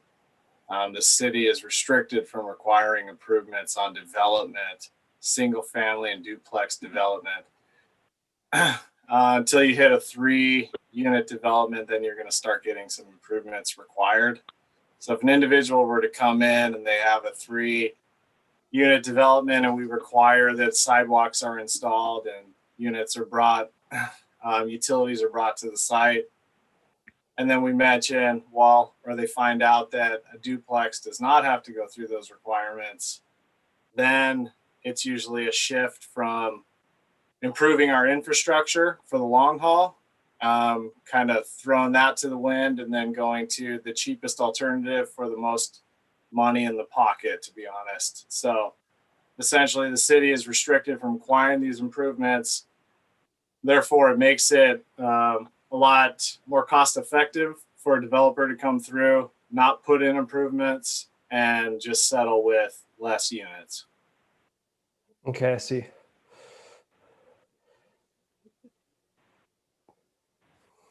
All right. Is that all you had? Is that all you had, Cody? Yeah, kind of. I'm just trying, if our goal here is to, encourage development, along with, decreasing minimum lot size, we've discussed duplexes, got that taken care of. We're on to triplex and quadplexes. Is there something later in batch 2 that will address kind of the things that Josh just brought up that have been challenges? Like, are we going to have an opportunity in this exercise to address some of those hurdles? Okay. And Chair. Alice? Chair, I just want to add, one of the things that I think is personally unfortunate for the livability of the community is when we get to those units that are 3 and 4, we aren't getting sidewalks, with the 1 and 2, we're not getting sidewalks, curbs, gutters, some of the things that other cities require for single family homes. And yeah, it saves some costs, but we have got gaps in sidewalks and it makes it less livable. So there's a trade-off there. And Sure. I personally, I question that. I question if that is a good long-term approach. We had that issue at the legacy development where the council and a number of community members were quite concerned that there were no sidewalks nearby. So at some point, we're going to have to grapple with that. And if we don't require it now at time of development, the chances of getting it as an infill project later on by the city are very low, unless you can come up with a funding source, and it's more expensive later on. So it's just a trade-off, and it's one that the commission and council should strongly consider. And to answer your question also, Cody, we don't have anything on the table tonight in regards to changes to the city's requirements related to that. So, I mean, I think this is a great discussion, but we haven't brought something to you for discussion tonight that gets directly at that. So. Okay. Right. Yeah. Not yeah, I'm tonight. sure. I mean, I'm sure there's a number of commissioners that have strong opinions towards that. I mean, I do. But I would like to hear from either Carly or Alan, either of you. Do you have any input towards this?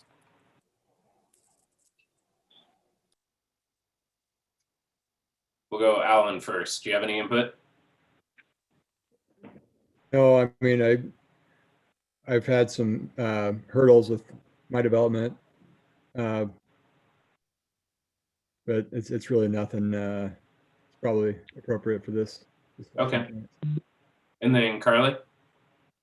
It just sounds like to me that this is a step that we need to take in order to continue to lessen the bottleneck for development. I mean, this is not going to ultimately then change the current development projects that are in place, but potentially 5-10 years down the road, if other dominoes fall into, or other policies are changed, that could then really create some options for more development. But if we don't do this, then later on it's going to be a problem. So this is really kind of the step in that direction. So I would, of course, always think that flexibility is going to be the best option. Okay. And if I didn't get to someone, please speak up now. If you'd like to provide comment towards this. I'm sorry that I left you out if I did.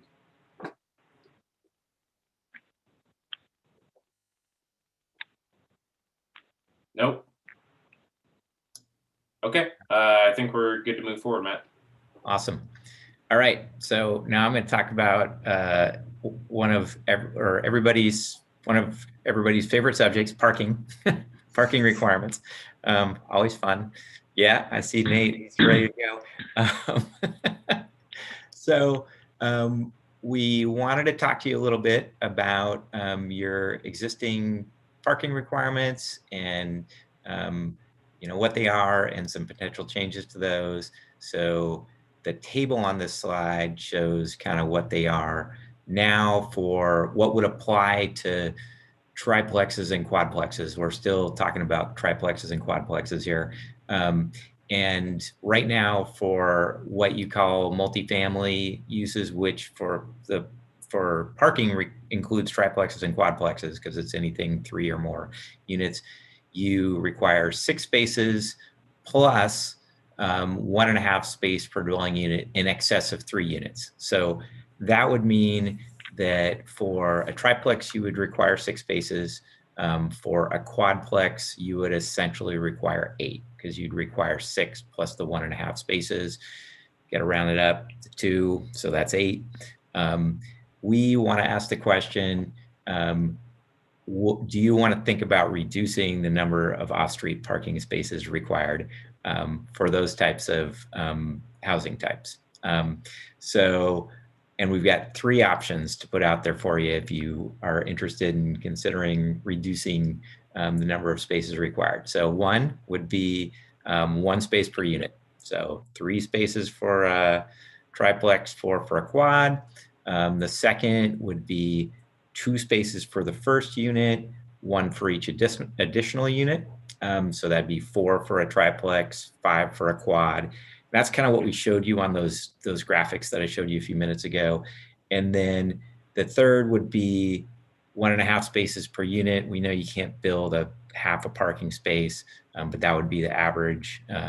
So that would basically round up to 5 spaces for a triplex, 6 spaces for a quad. So these kind of generally go up by a space per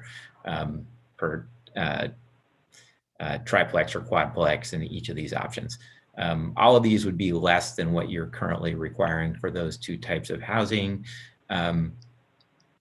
But I would say to some degree, you know, because you're applying this to between 4 and 12, to developments with between 4 and 12 units, triplexes and quadplexes are kind of getting penalized because you got to have 6 for the first unit.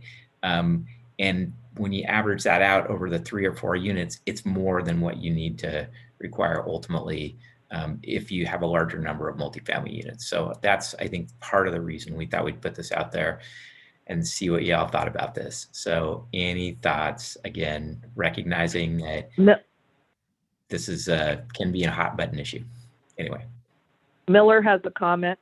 Okay, yep, go ahead, Commissioner Miller. Okay. I have 2 single family homes that are across from where I live. I live in a duplex across from where I live. And there's no off-street parking for either one of those homes. There are 6 vehicles for those 2 homes. I myself am a single person. I have 2 vehicles. You need more than 1 or 2 per unit. Okay. I'd have to agree with her on that. The parking is barely adequate now, and I think if you reduce the required parking, it's just going to be a nightmare. Okay, so we've heard from Commissioner Miller and Popoff.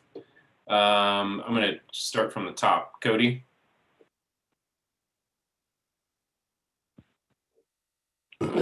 I think I prefer option 3. And then to have 5 units and beyond be something different. But for 4 plexes and below, I'd prefer option 3.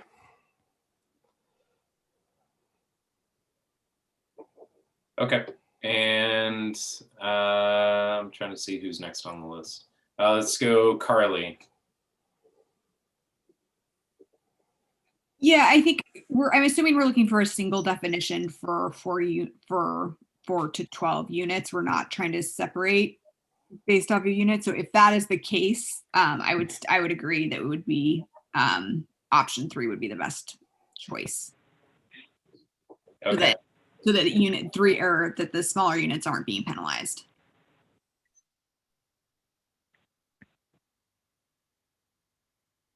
The only reason I am not leaning towards option 3 is because it's not a whole number in my OCD brain. So I'd kind of like to hear what some of the other commissioners have to say first before I give my opinion. I'd like to hear everyone else's opinions as well. Because I'm kind of split on this. So I'd like to hear more opinions on this. Let's go to Alan. Yeah, so I just mentioned that I had some other hurdles with this development that I'm working on. And this was one of them.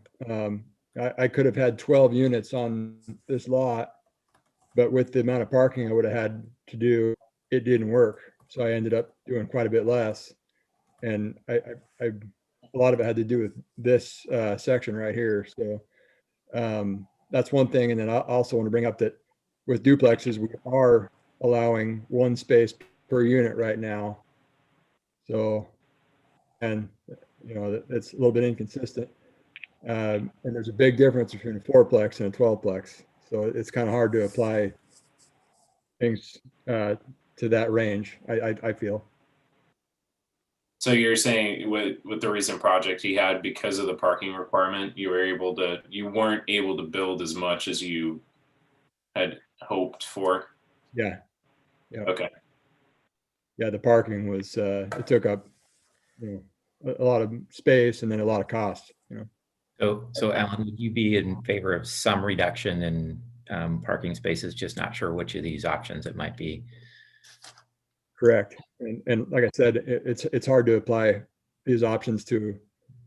I guess I feel differently about a 4-plex than I would a 12-plex, you know. Okay. And Philip? Well, I have a particular affinity and interest in multi-mode transportation development. So I tend to want to discourage our dependency on cars and do things that encourage walking, biking, and public transport. So I'm pretty squarely for option one. In light of that, I think the public transport options we have in the Dalles are woefully insufficient, and putting in putting in a lot of support for more parking and more car traffic will not change that. I don't think it's good for quality of life, health matters, and general way for people to get around. So that's why my vote would be for option one. Right, and I can agree with some of that, Philip. I moved here from a community where I primarily biked everywhere, but when I realized how unbike friendly the community is, I have found myself less using my bike less, unfortunately. Same here. Same here. Yeah. It is. We're not a community that is very supportive and friendly to multimode transportation, and I think that is something I'm kind of looking at this in the long haul, and it has to change. It's going to change, and I think it would be smart of us to try and get ahead, or at least with the curve on that. Okay. Were there any commissioners that I missed? I'll if I did speak out.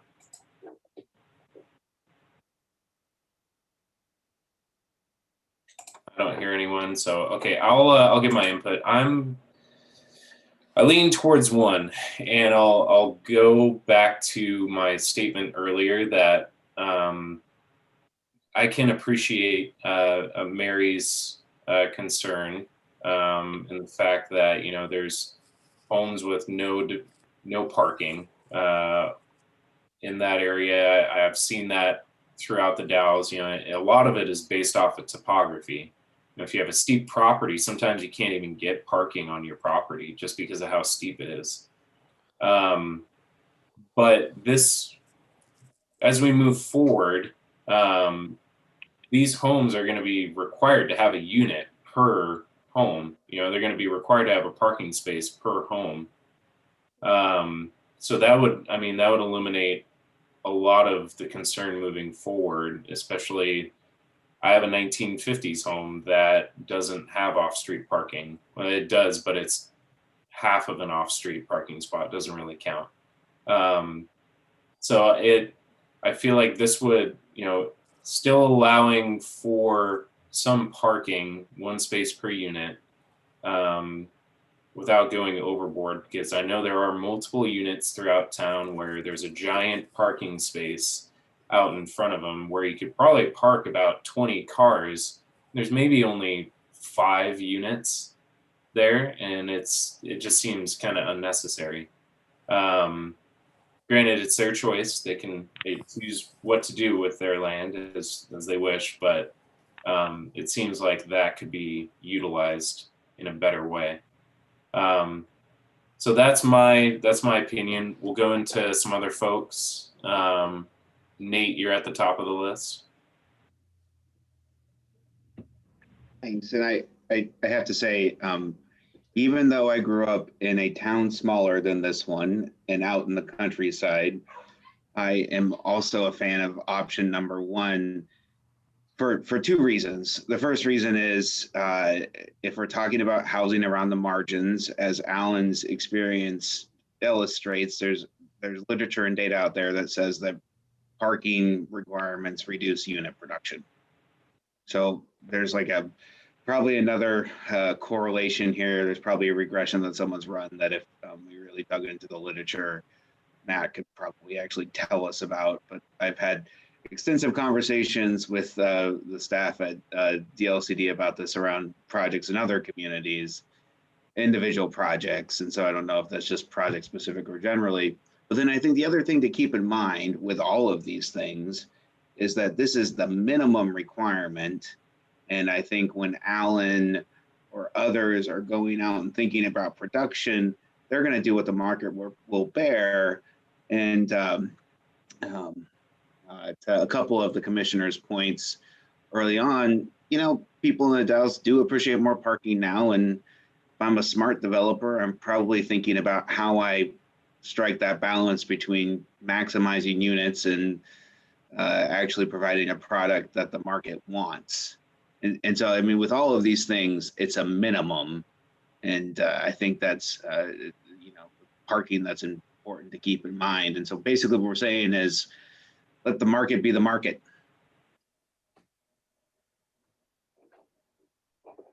Thank you.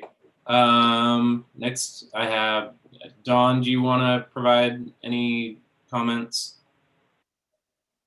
Dawn Warren. No, I think, oh, Don Warren. Okay, sorry. I'm like, yeah, sorry. Dawn Warren, did you have any input or comments? So as board president of Dallas Main Street, I know the downtown, anytime we talk about anything, they go, you're going to take my parking away like you took away their gerb. So it's really difficult to get people to accept the loss of parking. So I totally get what Commissioner Linda Miller was saying about, hey, I'm living in some stuff that didn't have parking requirements, and now there's, you know, 8 cars just between 3 residential units. So, you know, that's something that isn't really well provided for in a lot of areas of town. So facing that's the difficulty already, that street parking, I mean, if you drive down 10th where there's a little bit higher density living, I mean, you got to weave pretty well to get down that street, and that's an arterial just because of all the parking along it. So making a reasonable consideration for parking needs is a great idea. Making a more walkable, bikeable town is another great idea. So as our fabulous consultant was saying earlier, the more we do to prepare for those sorts of opportunities, we build things out, is going to be great.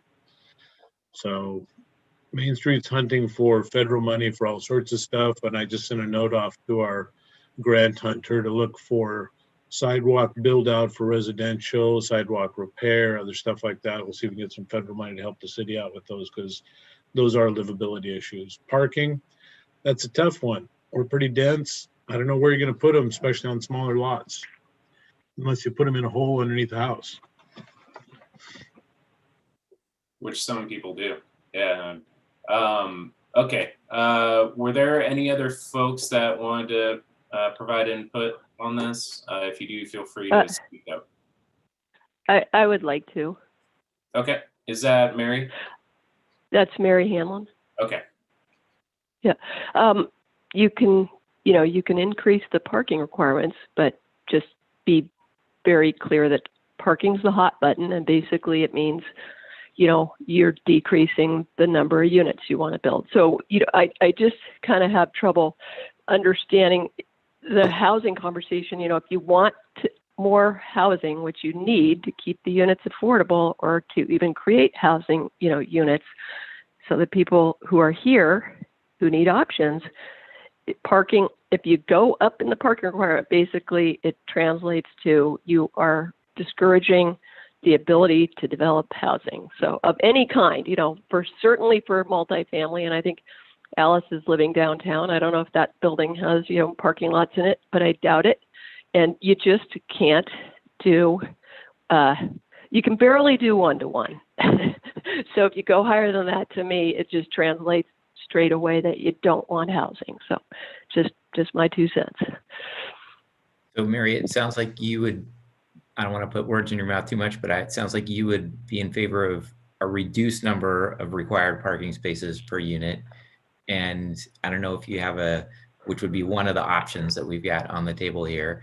The 3 options we had were 1 space per unit all of these would be a reduction compared to the existing requirements. So one option is 1 space per unit for triplexes or quadplexes.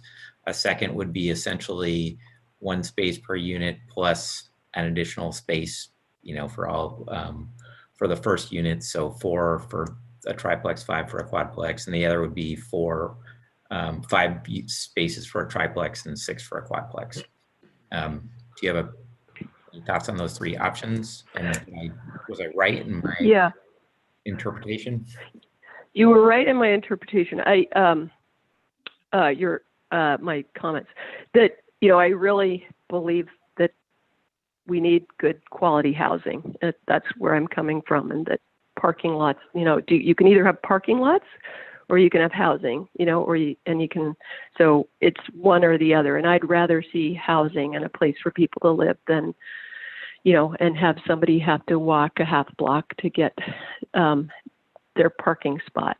So yes, I would just advocate for less parking required rather than more if your goal, and the Dells needs to decide what their goal is, but if your goal is more housing, then to be more flexible on the parking requirements. And we just did a really neat downtown project in the city of Canby, and it was 0.5 to 1 units for parking, and it has completely activated the town. And that's one of the compromises you make, and people screamed and yelled about parking, and you sort of, that's the least of your problems if you want to have housing. Yeah, Mary, it's so nice to hear you say that. I'm not a developer like you are, and I don't have the experience of, successfully developing stuff. So thanks for putting that in there. One of the things that made me think about was I used to live in West Seattle, where there was one travel lane between 2 parking lanes in historic West Seattle residential areas. And, if we get to that point where we need more on-street parking, then maybe we can do something creative as the rest of the package of making one-way streets in residential areas so that we get the parking without reducing our ability to build out so we have enough inventory of housing. So thank you, Mary. All right, were there any other comments from folks? Hopefully covered everyone. One more. I just want to make one comment. Go ahead. No, I just, Matt mentioned that all 3 of these are better than what we have now. And I just want to echo that sentiment. I just want to make sure that that's clear to everybody. And, it sounds like we're kind of split, but, option 3 seems like a middle of the road option to me right now. Yeah. I just want to mention, an individual parking space is only going to take up about 180 square feet. So it's not really going to, reducing the parking requirement really isn't going to open up much usable space for housing unless you're dealing with a very large parcel. In that case, we already, I think, only require 1.5 parking spaces for the larger apartment complexes. 180 square feet. That's another bedroom, Mark. Yeah, I think that's the thing is it doesn't feel like a lot on the size of the lot, but it really does depend on how many units and how small the lot is to begin with. So, I mean, it does make a difference. Sorry. Right. And it's a little bit more complicated than that because you have to have the access to the parking spot. You have to have the turn for the parking spot. So it really isn't just 180 feet. I'm sorry, I don't mean to discount you, Mark. I want to make that point. Okay. Well, I was assuming that you were coming in either off of the street or off of an alley. If it's if you have a dedicated parking lot for development, obviously that you need maneuvering space as well. Right. Okay. So were there any other comments, or Matt, did you want to move along to the next topic? Did you have everything you needed? I do. Yeah. Okay. Great. Thank you. Yep. All right. And maybe like a quick time check. I don't have a ton of additional slides, but I do have sort of 2 or 3 things on each slide to chat about. The rest of this is about these kind of code cleanup amendments, and I'm thinking we can probably get through them hopefully pretty quickly. None of them are quite as exciting or will probably generate as much discussion as the parking, but we'll see. But how are we doing for time? I know it's almost 8, and I don't know if we have a specific end time in mind. And so I just want to check in on that before I tackle the next couple of slides. Should I just keep going, or how are we doing?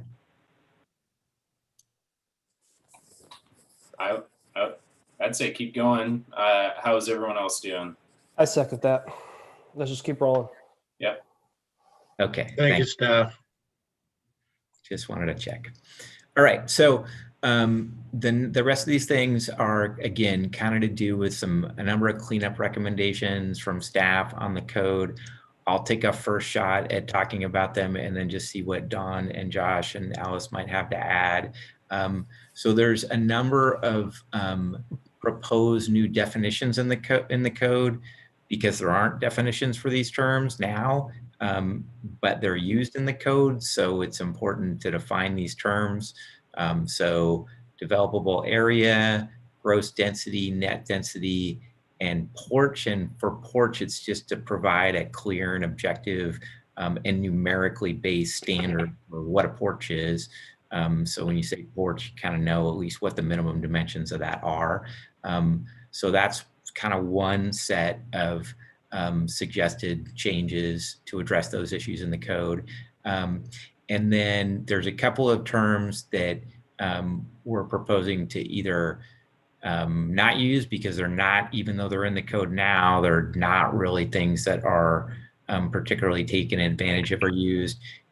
So one is small lot single family. We had proposed eliminating that term and that standard. And then wherever we're talking about dwellings, replacing the word building with dwelling unit. So it's real clear in those sections of the code that that's what we're talking about, not accessory buildings or other buildings that aren't dwellings. And then finally, one of the density ranges that's currently used in the code for the RL zone, suggesting changing that to be consistent with, actually in the RL and I think the RH, changing the densities to be consistent with the comp plan. So the comp plan and the code are consistent in terms of the density ranges. And finally, the code, when it describes how to calculate density, it excludes a number of different types of areas from the density calculation. And one of the recommendations is to add public utility easements to the list of things excluded in those density calculations. So that was a quick run through of a bunch of stuff on the screen. Dawn, Josh, Alice, did I get that right? Did I miss anything? No, I think that was perfect. Okay. So I guess any discussion or question or issue with any of these things. They're not super substantive. They're more just kind of cleanup things. I'm hoping that we don't delve into this too much because it's pretty straightforward. I know we talked about the porch last time, whether or not it had to be located on the front of the house or if it could be located on a different portion of the house. I'm trying to remember where we landed last time on that. I think where we landed was that for a duplex, there needed to be, or a single family detached unit needed to face the street, but that if you had a second entry on a duplex, that second entry could face the side. Right. That's what I think I remember. Okay, yeah, I remember. We changed it to be this so that if the duplex was facing the side lot, then it could still have a porch on the front of it. Or, yeah, porch. Okay. But they can also have a side entrance that faced the side. Yeah. To give them more freedom to put it wherever they wanted. Okay, yeah, that's all I had. Everything else looks good to me. I'm gonna just open it up to anyone.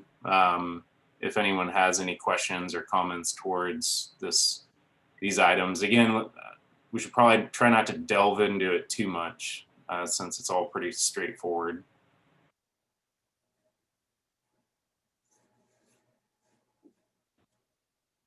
If you do, feel free to unmute yourself or speak up.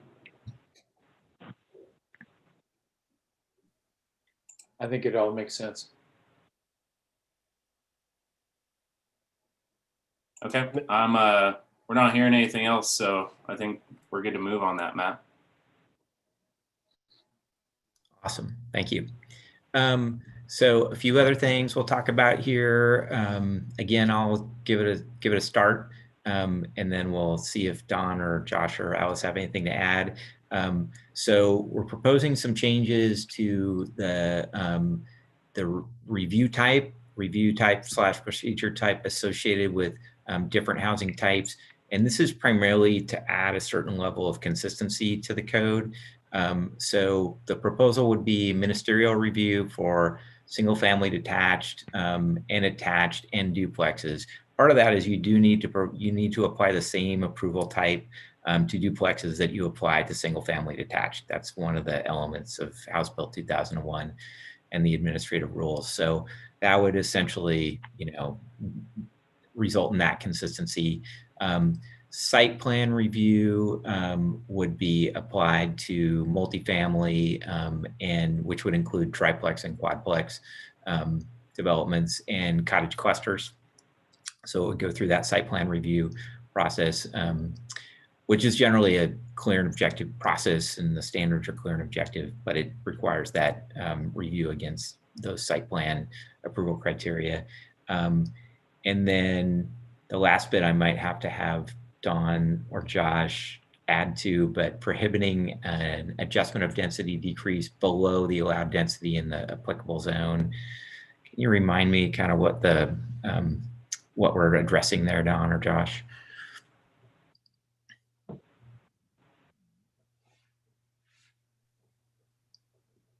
Josh, I'm drawing a blank right at this minute. I think you were the one that brought that up last time. I can chime in.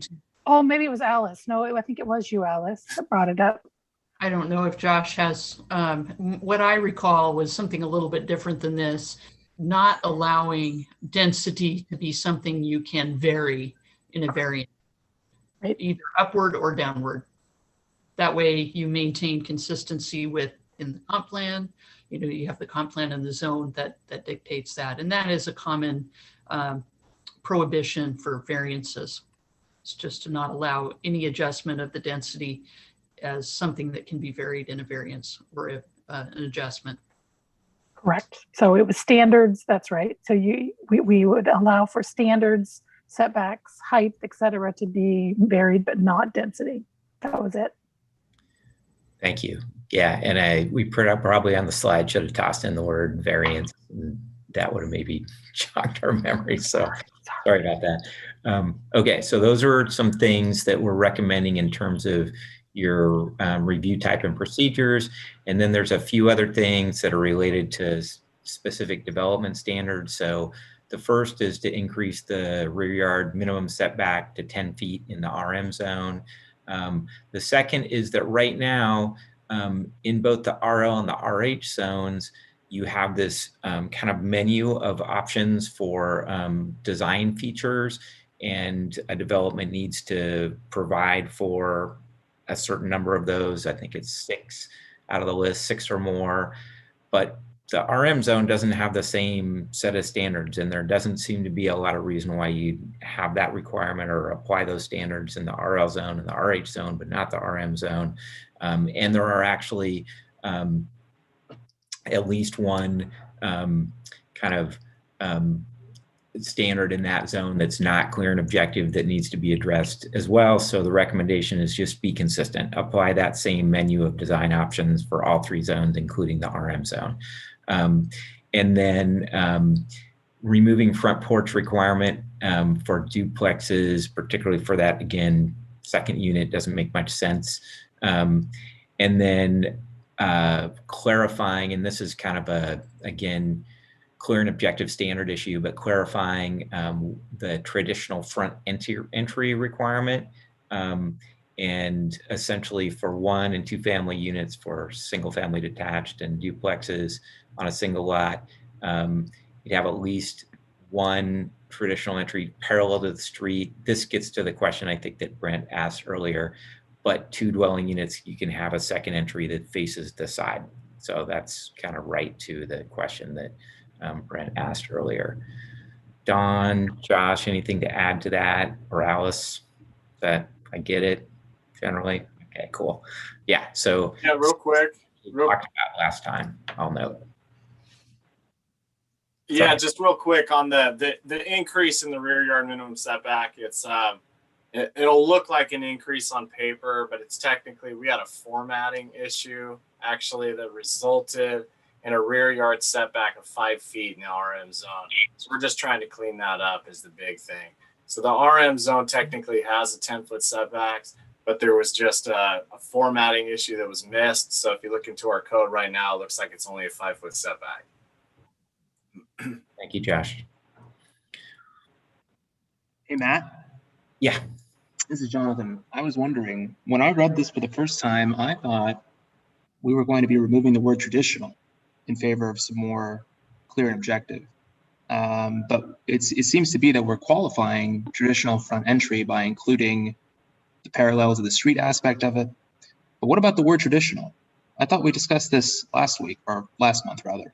Yeah, you are correct. And I think actually we shouldn't have that word traditional in there. I think it should just be front entry. And I think that was probably our bad in that we didn't strike through that based on the discussion we had at the previous meeting. So yeah, very good catch. Thank you for noting that. And yeah. You bet. Thank you. Yep. Okay. Let's go through. So what are you looking for from staff, Matt? I think from you, sorry, from like staff from the commission. Any questions or concerns about any of these? Okay. We'll go through one by one then, and if there's anything on here you folks want to discuss, you can speak up. We'll start with Cody. You're at the top. I have nothing. No comment. All is good to me. And then I think I saw Mark there. Mark, do you have anything? No, I think we've covered everything. Okay. And then let's go Carly. No, I just appreciate that it's more clear and less room for interpretation. Okay. And then Alan? Nothing more to add. Thank you, guys. Okay. And Philip? Same here, no comment. Thank you. Okay. And Linda? Well, since I'm new, there's a lot that I'm not completely understanding. And right now, if I were a developer or a builder coming in, I'd be totally confused. And I'm just gonna say it is hard to like take this stuff sort of out of context, right? I mean, these are all standards and it's all language that's part of the larger development code. And if you were a builder or a developer, you'd be looking at the code as a whole, and we wouldn't be having this conversation in quite this way. So I totally get where you're coming from, Linda. If I was coming in and just listening to this conversation, I'd be pretty confused too. But I also think that you know, that's because we're taking these standards and these potential changes a little bit out of context of the code that they're within. So it's totally understandable. So to speak to that, Alex, would there be an issue since Linda is fairly new? Would there be an issue if, you know, outside of the meeting, she were to go over these materials and if she had questions from staff or for staff, she would be able to ask that and provide comment outside of this meeting, and it could go into the record? Would that be an option for her? Absolutely. Okay. Does that sound good, Linda? Does that help a little bit? Well, it might. Okay.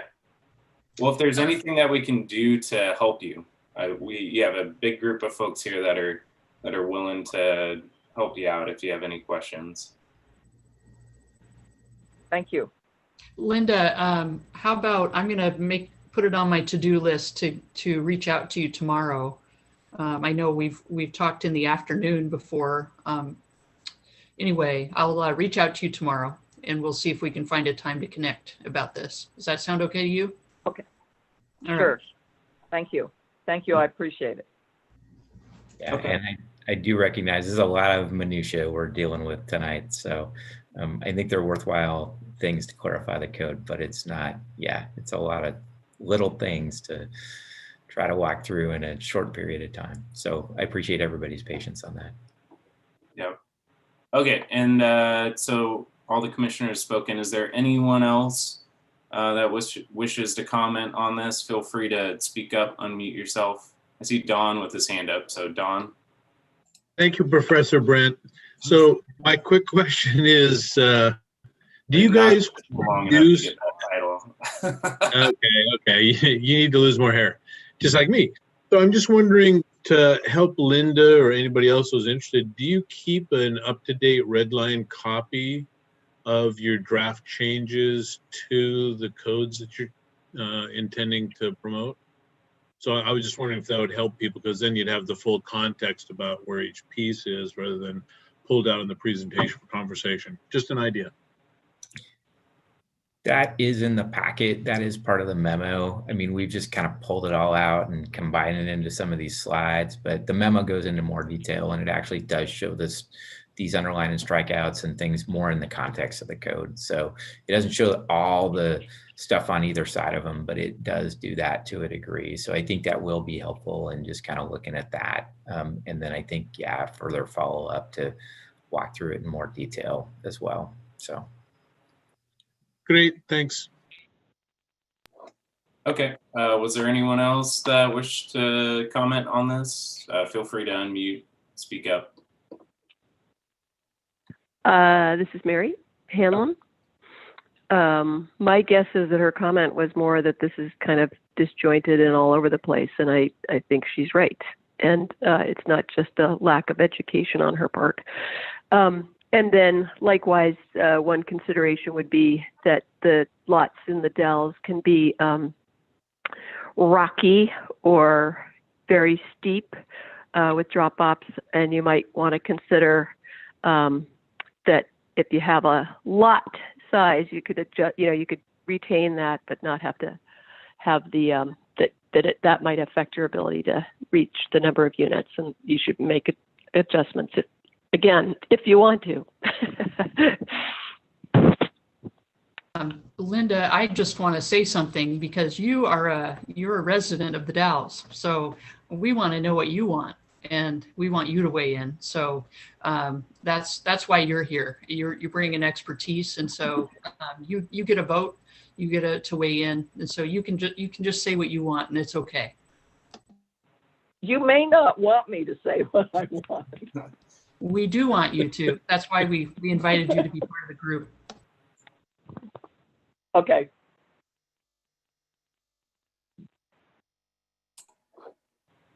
Okay, well, is there anyone else that wishes to provide comment towards this?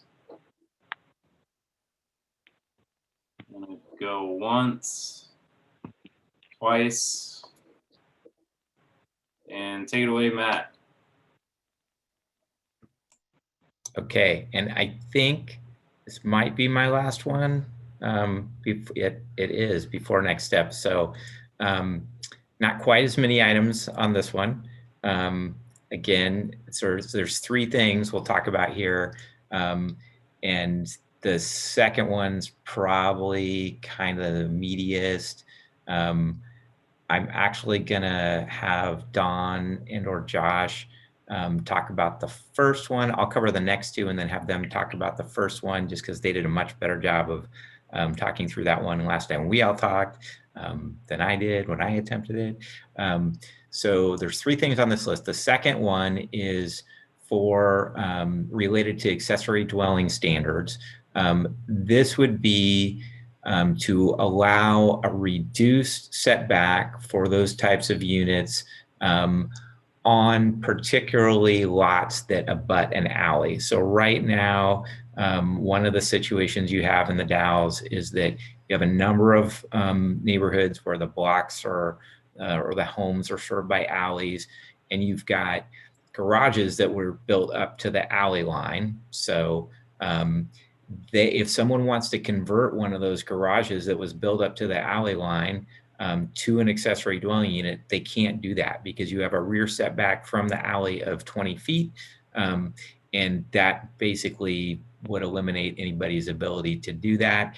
And I would also say that typically the sort of reason for rear setbacks is because you've got backyards butting up to each other, right? You want to have some separation between buildings on the adjacent property line. With the alley, you've already got the separation because you've got the alley. So you don't have something butting right up to the person's backyard, it's butting up to the alley. So the recommendation there is to allow for essentially a 0-foot rear setback for an accessory dwelling unit if it's served by an alley. So that's really kind of the main thing here. And then if the alley has less right of way than 20 feet, then it would basically be 10-foot setback from the center line of the right of way there. So it would be kind of the same thing. You basically end up with a 20-foot separation between structures, either because the alley's 20 feet or because you require that 10-foot setback from the center line of the alleyway, if that makes sense. This would be a great one. When we do some code graphics, this would be a great one to illustrate with a code graphic, because I think it's hard for me to explain it in words and not have a picture, but hopefully that made some sense. And then the last one here is for manufactured homes. Currently, there's a requirement that for those to have a garage or a carport to serve parking.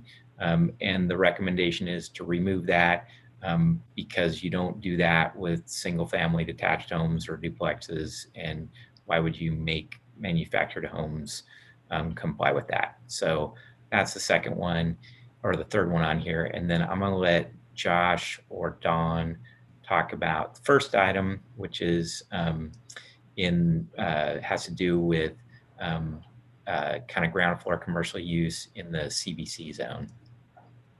So before we jump into that, I kind of wanted to add a little bit more to the second bullet item, which what this standard will do, you did a great job though, Matt, but what this standard will do is bring it in, to read the same as just an accessory structure.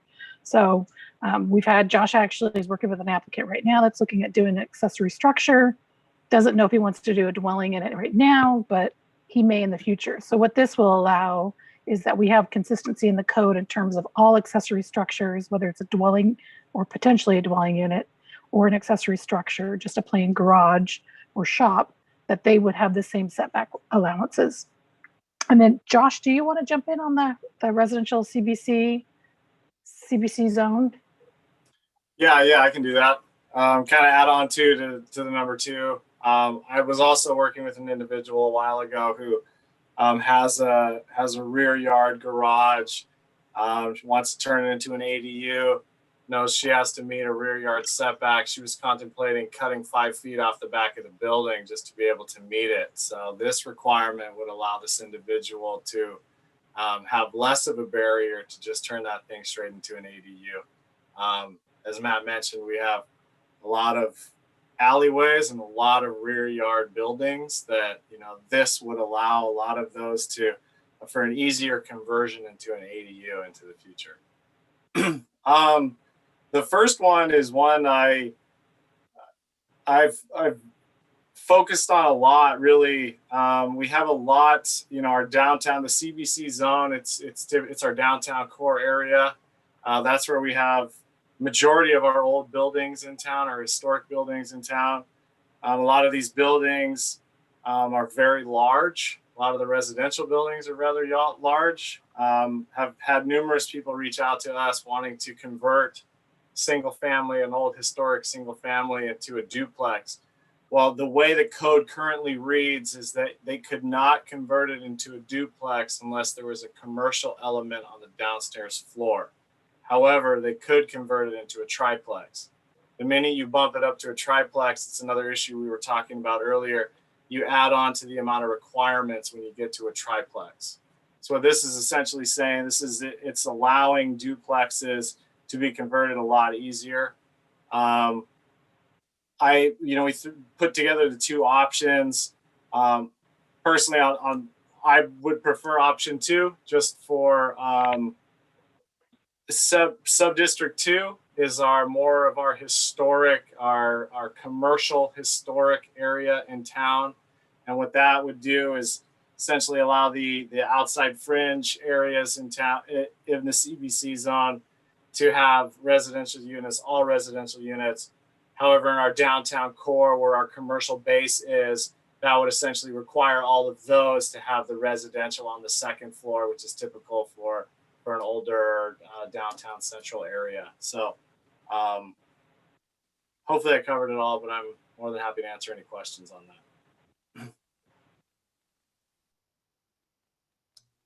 And so, Brent, I think sort of same question for everybody. Any concerns with any of these, or comments or suggested tweaks? I'll open it up to the commissioners. I won't go one by one. I'll just open it up. Do any of the commissioners have any input?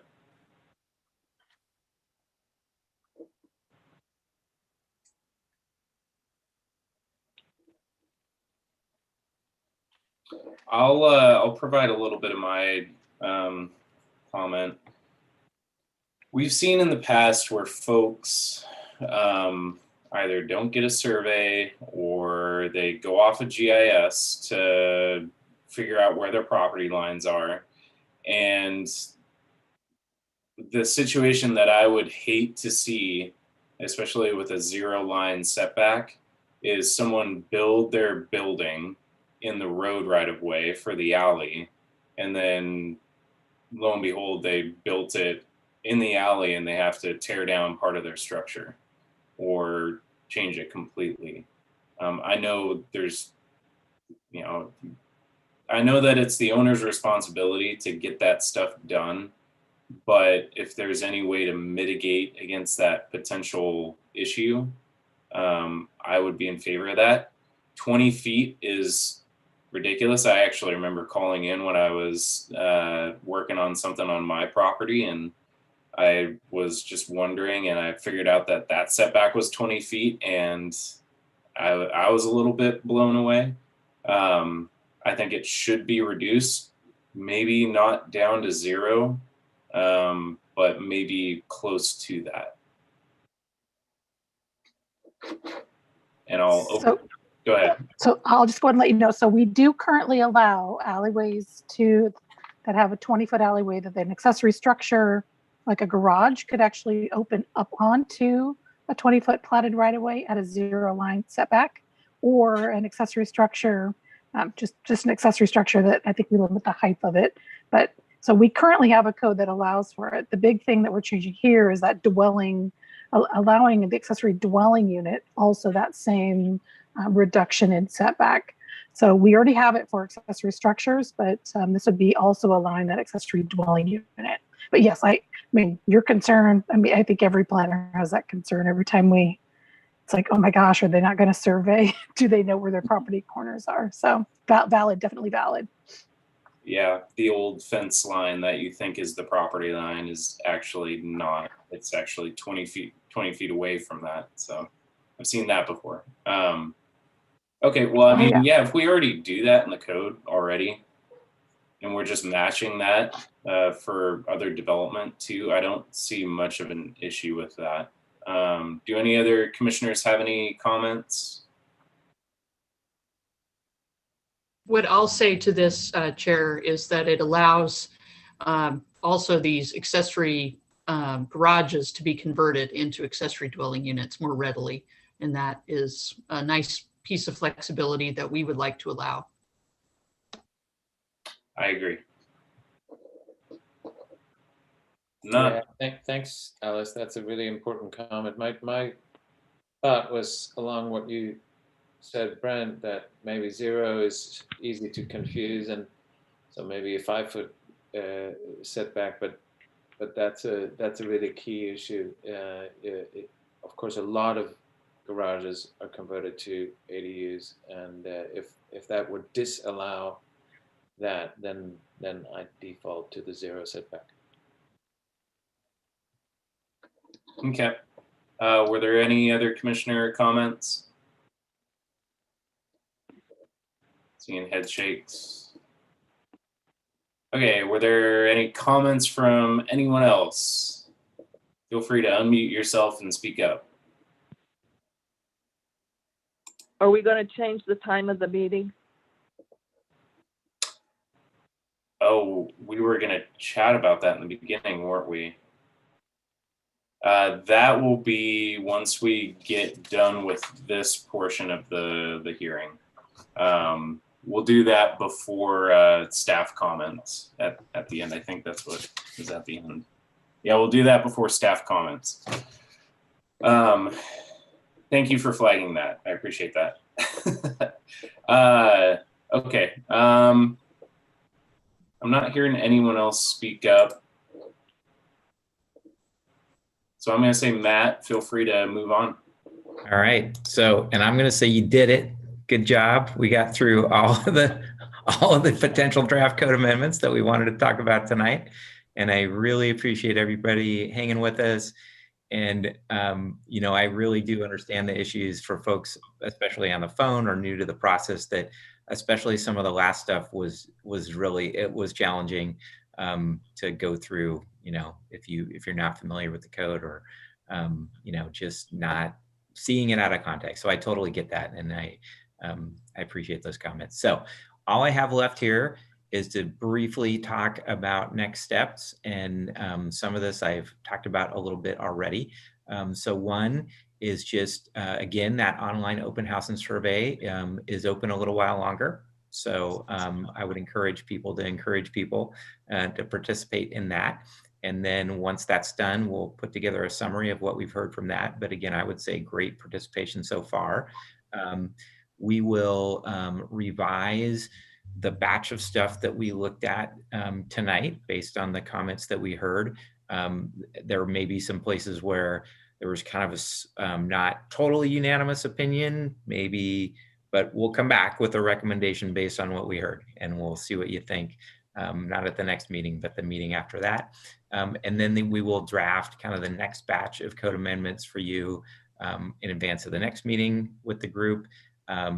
And so that meeting is scheduled for, I think, basically, since there's 28 days in February, the same night of the month in March. So March 18th, right? Mm-hmm. Yeah. So we'll be back in 4 weeks / 1 month to talk to you about batch number 3. And that's it for next steps for the next few weeks. So, and that's all I have. So awesome. Thank you, Matt. Okay, let's discuss meeting time. Do you want to take that away, Alice? Yes, Chair. It was pointed out to me that our city council meets at 5:30. Our urban renewal board meets at 5:30. The question was, why don't we meet at 5:30? And I didn't know the answer. I think that was a preference of a previous board member or members, and maybe all those folks have moved on. So I just suggested we raise the question again. Do you prefer 5:30 or 6? And I don't have a dog in this fight, so I really just whatever your preference is what we'll do. So, and I think last time I suggested 5, but I didn't take into account that other folks end at 5. I usually start my workday at 6 and sometimes go till 5. But if there are other folks who have other obligations till that time, I would be supportive of going to 5:30. What does the rest of the commission think? I vote for 5:30. Miller votes 5:30. Yeah. 5:30 would be fine with me. Okay. Yeah, 5:30 is fine with me. If we go back to in-person meetings, I have a childcare situation with COVID right now, but as long as it's Zoom, I'm good for now. Okay. Yeah, that is the problem. Typically, people have to rush and pick up kids and so forth. So that is a typical reason why you go at 6. So. Philip?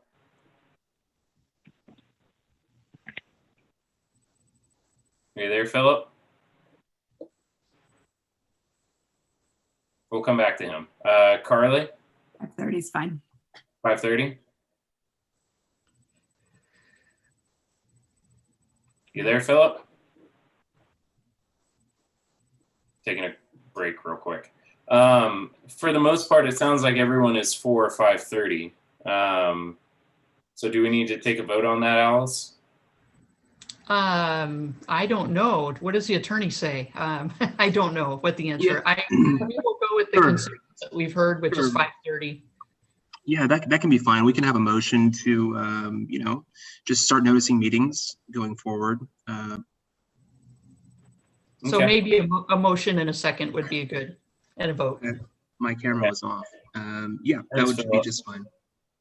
Okay. So we'll just take a vote. So all those in favor of moving the meeting time for Planning Commission to 5:30, raise your right hand, say aye. Aye. Aye. Aye. Miller says aye. Perfect. So it's unanimous. All those opposed, say nay. Yep, unanimous. Okay, so that passes. The meeting time shall now start at 5:30. Sorry, guys, I had lost my controls. That's okay. I totally understand. We had a quorum anyway, so it would have worked out. Okay, so now it's time for staff comments, project updates. Chair, thank you for your endurance tonight over the last 2 sessions of getting through these batches. It's a lot of work and I appreciate it. And if I could write you a big check for your time tonight, I would, but we don't. So you're unpaid, but have my deep respect for the work that you put in. Our next meeting, we don't have any items for the March 4th meeting. So that actually won't be happening. I think that was confirmed. Am I right about that, Paula? I think That's I'm right. correct. Okay, You're yeah. correct. So no meeting on March 4th. The next one will be on the 18th where this will be on the agenda. The other thing I wanted to tell you, and I don't know that I've said it until now, is that we intend to bring the city council along with this discussion. And what we want to do is bring the batches forward to the council in as much of an abbreviated way as we can. But what we intend to do is raise questions with the council like, do you want a detached or attached duplex? And before we request their comments, we will, of course, tell them what your recommendation is as a group. If consensus was reached, and I believe it was on all of them. The intent behind that is for there to be a good dialogue between what the Planning Commission and City Council are doing. And so when it gets to City Council at the end of this long process, they've been walking along with us.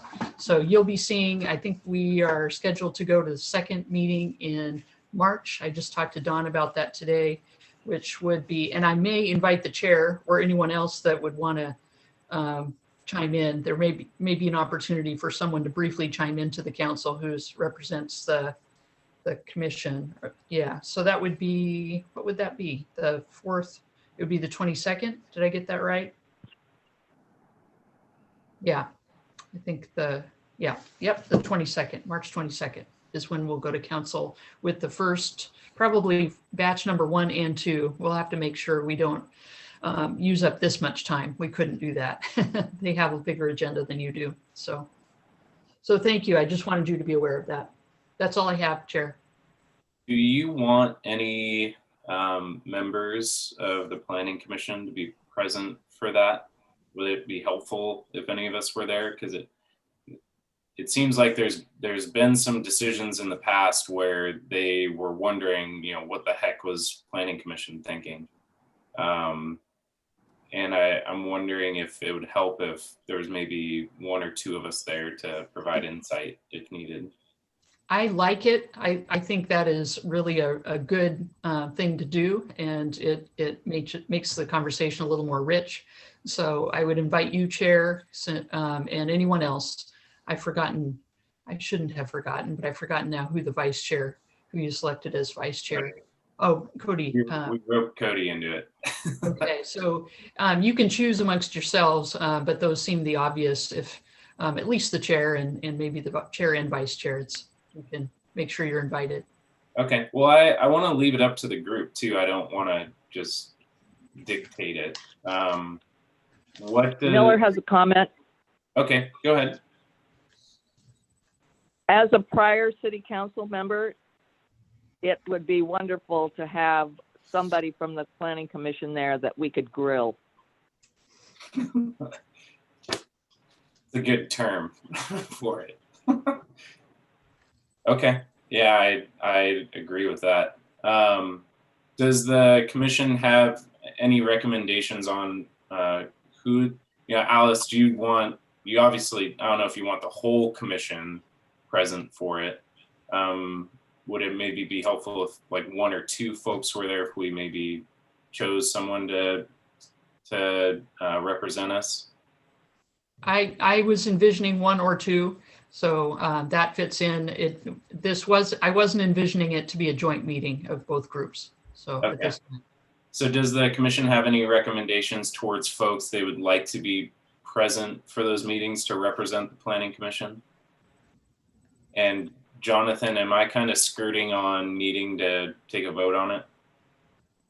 No, I think you're okay, so long as less than a quorum of the members of this planning commission attend the meeting. We don't have to do anything differently at that city council meeting. And as far as what we're talking about now, it's all good. I mean, unless you want to make it official, like if that person doesn't show up and there are consequences or something, but informally between your colleagues here on the commission, I think if somebody says they did show up, that would be just fine. They'll only get 10 lash-ins if they don't show up. So I'll open it up to the commission if anyone wants to make any recommendations. I think what was said earlier makes perfect sense, that chair and vice chair go. Okay. Does anyone have mutual feelings towards that? I agree with that, provided that you all want to go. I'm happy to be there. Happy to represent y'all. Okay, Cody, are you able to commit to that? March 22nd. Yeah, that's fine. Okay. 5:30. Okay. Okay. So we'll send you a calendar invitation so you get that on your calendar. Thanks, please do. Okay. So if that's all staff had, are there any commissioner comments or questions?